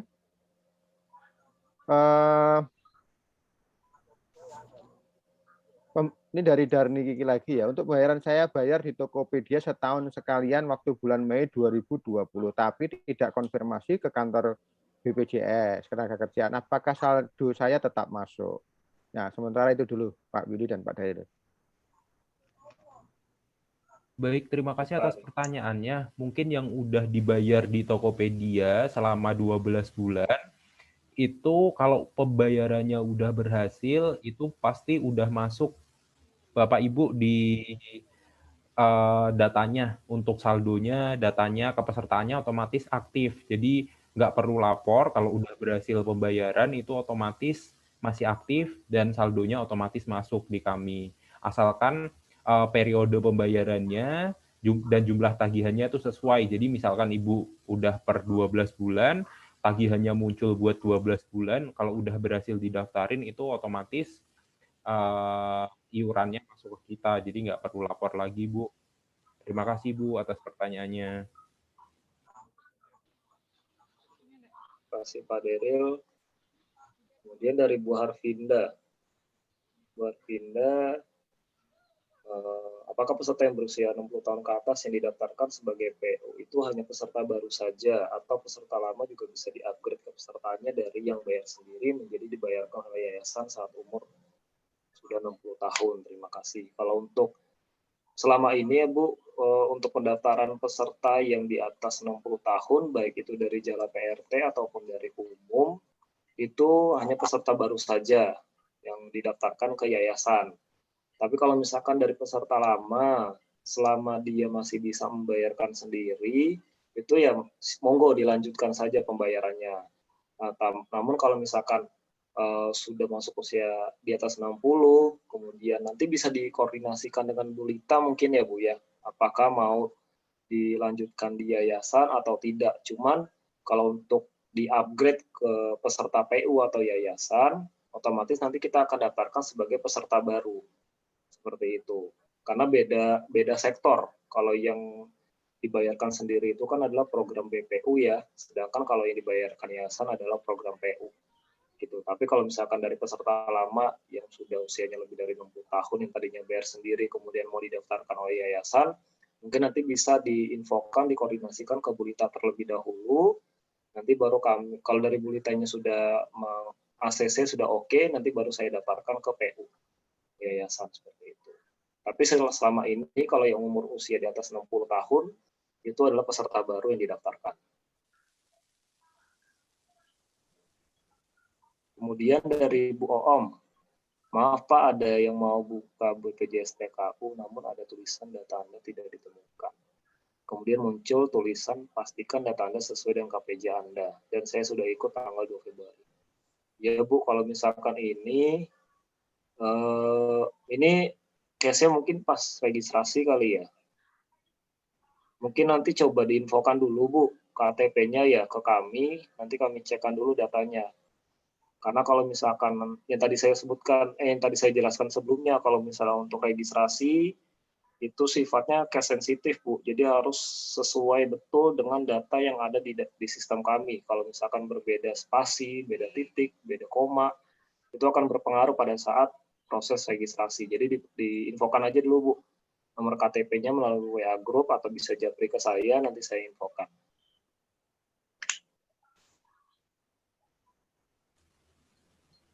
Oke, mungkin belum ada lagi nih pertanyaannya. Untuk pertanyaan di kolom chat lagi?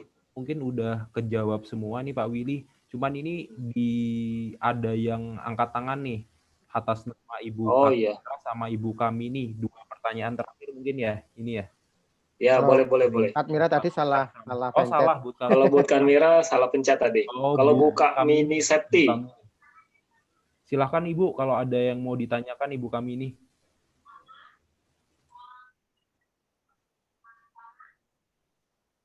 Buka mini Septi, silahkan diaktifkan. Mau tanya Bu? Atau salah pencet lagi? Satu lagi yang dari YouTube boleh? Boleh Pak, boleh. Silakan Pak. Ya ini. Selamat sore Pak. Maaf saya mau tanya apakah seandainya mungkin kawannya ya nggak punya kerjaan tetap dan tidak punya nomor HP, kira-kira bisa daftar atau tidak? Silakan. Baik, terima kasih pertanyaannya Bapak Ibu. Jadi jika ada temennya tadi misalkan nggak punya pekerjaan sama nggak punya nomor HP, kira-kira bisa daftar atau tidak. Jadi di sini BPJS Ketenagakerjaan itu sebenarnya prinsipnya kan perlindungan untuk pekerja ya Bapak Ibu. Jadi di sini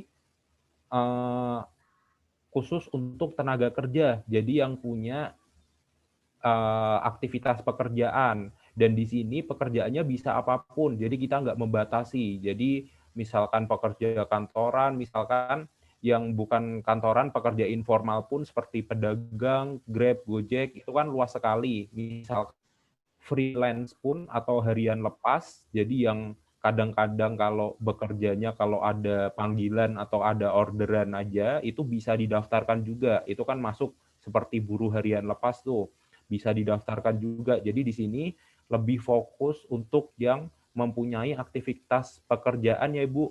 Jadi di sini pekerjaannya bisa apapun, cuman harus ada aktivitas pekerjaan. Cuman kalau masalah nomor handphone, misalkan nggak punya nomor handphone, itu nggak masalah, tetap bisa didaftarkan. Cuman karena di sistem kami nomor handphone itu wajib untuk diisi, mungkin nanti nomor handphonenya bisa diwakili pakai nomor handphone rekannya atau keluarganya. Seperti itu. Seperti itu, Bu. Terima kasih.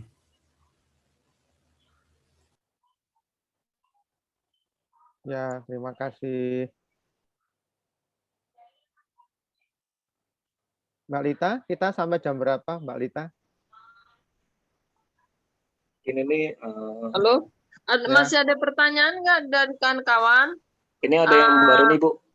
Apa? Yang terkait Ada pertanyaan itu loh Pak Willy, yang kawan-kawan kan kalau terburu untuk berobat ketika kecelakaan, misalnya nggak bisa dengan rumah sakit yang bekerja sama dengan BPJS Jamsostek.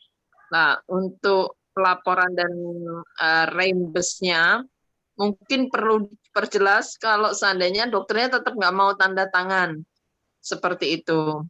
Jadi supaya apa namanya nanti teman-teman jelas dan teman-teman bersiap-siap karena kadang-kadang pada yang belum tahu dan ya ada yang lapornya berapa hari kemudian seperti itu. Jadi pertama ketika harus buru-buru ke vaskes terdekat, vaskes yang tidak bekerja sama dengan BPJS Jamsostek, BP Jamsostek.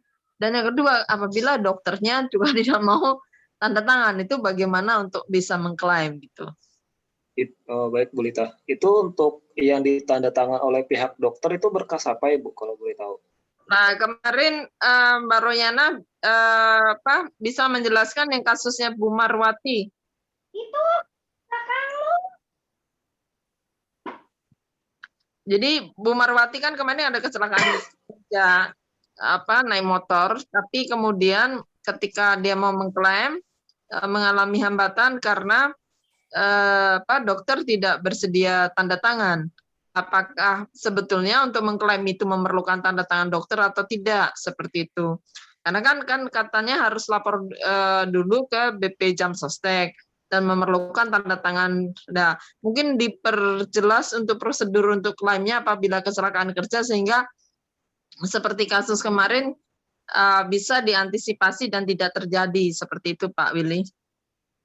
Baik, Bu Lita, mungkin nanti diinfokan dulu nih, Bu, untuk berkas yang dimintai tanda tangan oleh pihak dokter itu berkas apa yang dimaksud ya. Pada dasarnya kalau untuk sistem reimbursement yang tadi sudah dijelaskan bahwa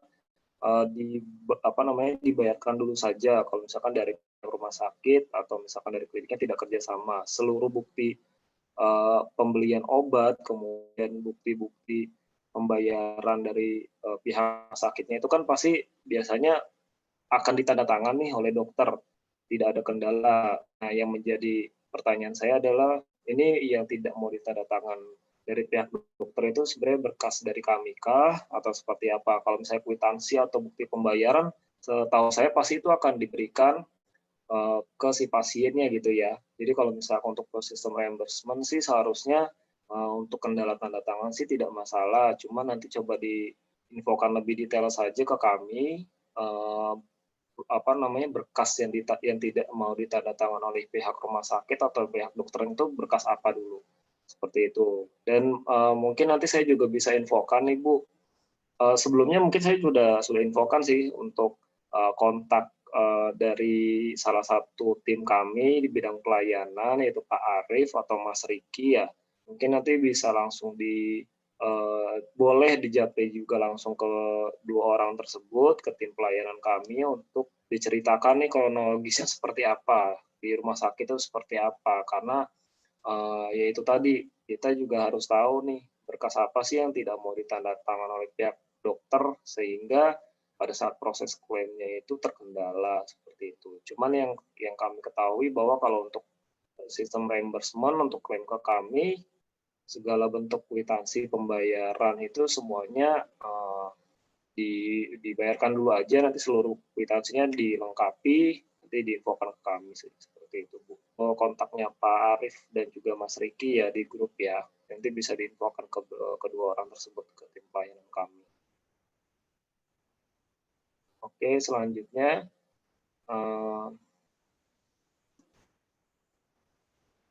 ini syarat klaim ya untuk JKM dan JHT.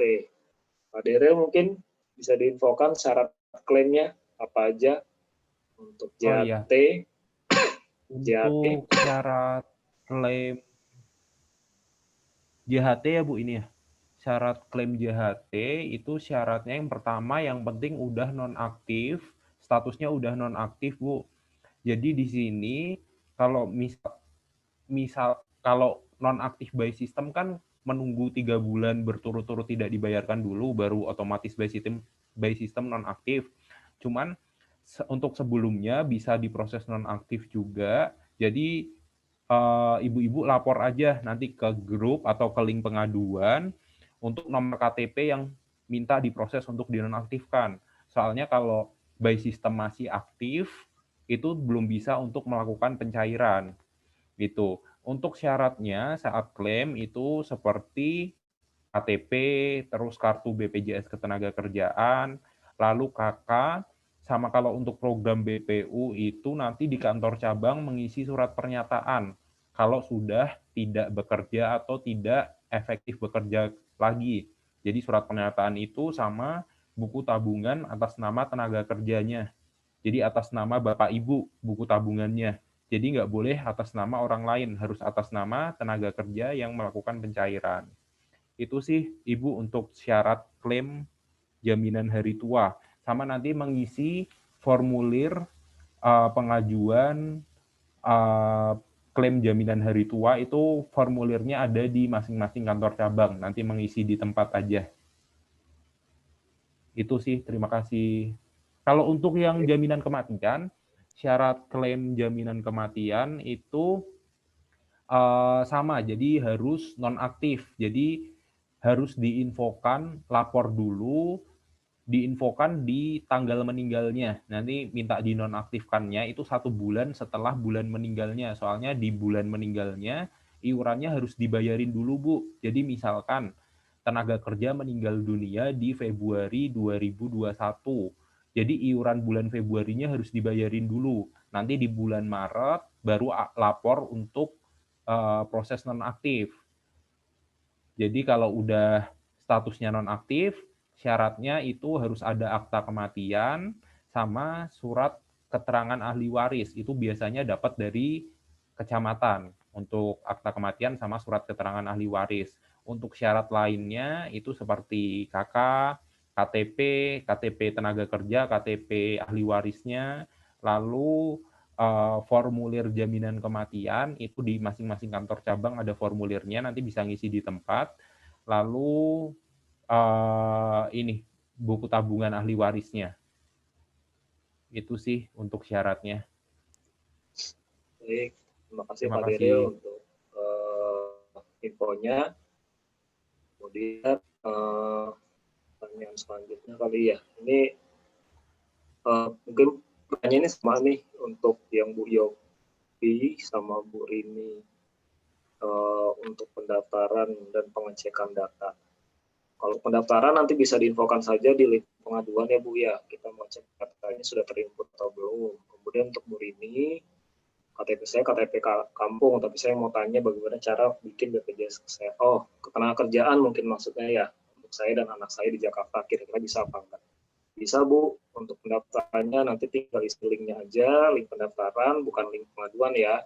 Link pendaftaran nanti diisi data-datanya, kemudian nanti kalau sudah diisi nanti akan kami infokan untuk proses pembayarannya di bulan Maret mungkin ya. Gitu. Mungkin dari kami, dari Zoom ini sudah tidak ada pertanyaan lagi. Atau dari YouTube deh, terakhir nih, dari YouTube ya. Karena dari tadi dari Zoom terus nih pertanyaan. Dari YouTube, Pak Ari, ada lagi nggak, Pak Ari? Ada. Saya baca boleh, ya. Pak. Oke.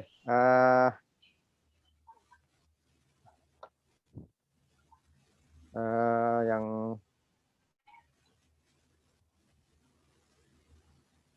ini rata-rata pada ini Pak, pertanyaan yang tadi soal gagal bayar ya.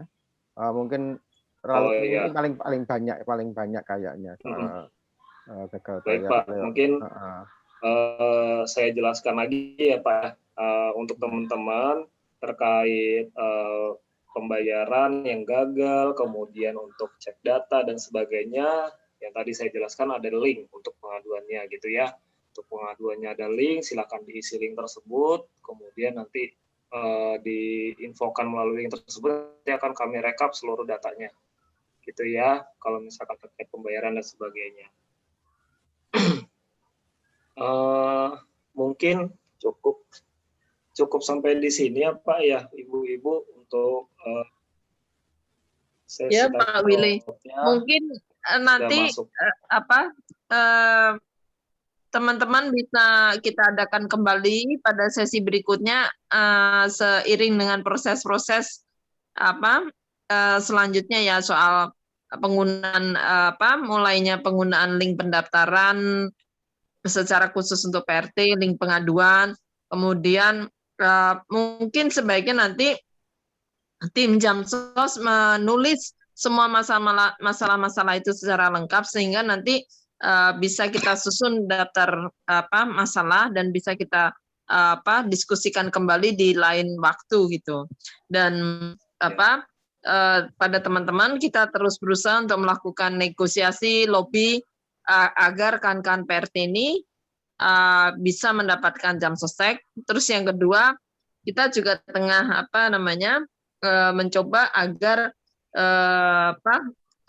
selain melalui Undang-Undang Perlindungan Pekerja Rumah Tangga, coba agar nanti semua pekerja yang diformalkan bisa mendapat jam sostek gitu ya, seperti itu. Jadi karena kan ada lagi program satu lagi dari pemerintah untuk pekerja penerima upah ya, yaitu jaminan kehilangan pekerjaan ya, JKP. Ya Pak Willy. Ya betul Bu Lita. Ya, nah tapi kan teman-teman PRT kan belum bisa mengakses karena masih belum ada UU PRT seperti itu kan.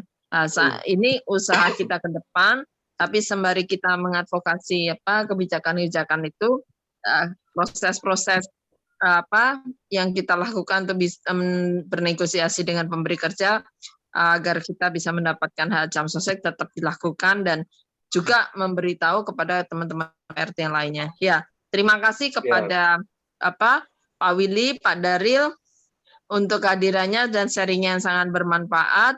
Terima kasih kepada rekan-rekan PRT, termasuk pada Ari dan Yasid untuk semuanya hari ini. Salam sehat, alhamdulillahirobbilalamin atas acara hari ini. Terima kasih, sampai ketemu. Baik, makasih Bu Lita. Mungkin sebelum closing boleh dinyalain videonya Ibu-ibu. Ya, Yasid juga bantu foto ya. Yasid bantu rekam semua ya. Dinyalakan dulu. Bu Lita juga Bu, videonya boleh Bu dinyalain Bu. Ya.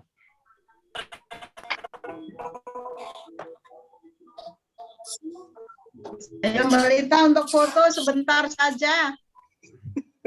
Kangen ya Pak Willy. Iya kangen sama Bu Lita. Ya, kita sudah lama juga nggak jumpa. Oke, kita hitung ya Bu ya. Untuk udah nyala semua ya. Oke, 3, 2, 1. Oke, sekali lagi. Boleh Bu ganti gaya Bu, gaya bebas boleh Bu. Gayanya mau gaya apa Pak Willy? Bisa aja. Boleh Bu, gaya punggung boleh. Gaya batu dah lah. Gaya batu boleh. Ya 3, 2, 1. Oke, terima kasih banyak ya Ibu-ibu semua. Semoga selalu dalam sehat semuanya. Semua Pak Willy. Salam buat keluarga di rumah ya Bu. Ya Pak. Terima kasih Pak. Salam sehat semuanya. Assalamualaikum warahmatullahi wabarakatuh. Waalaikumsalam warahmatullahi wabarakatuh. Udah ya, saya matiin ya, karena Dadah. nyambung ke YouTube ya, karena nyambung ke YouTube, nanti YouTube-nya cuma dada-dada.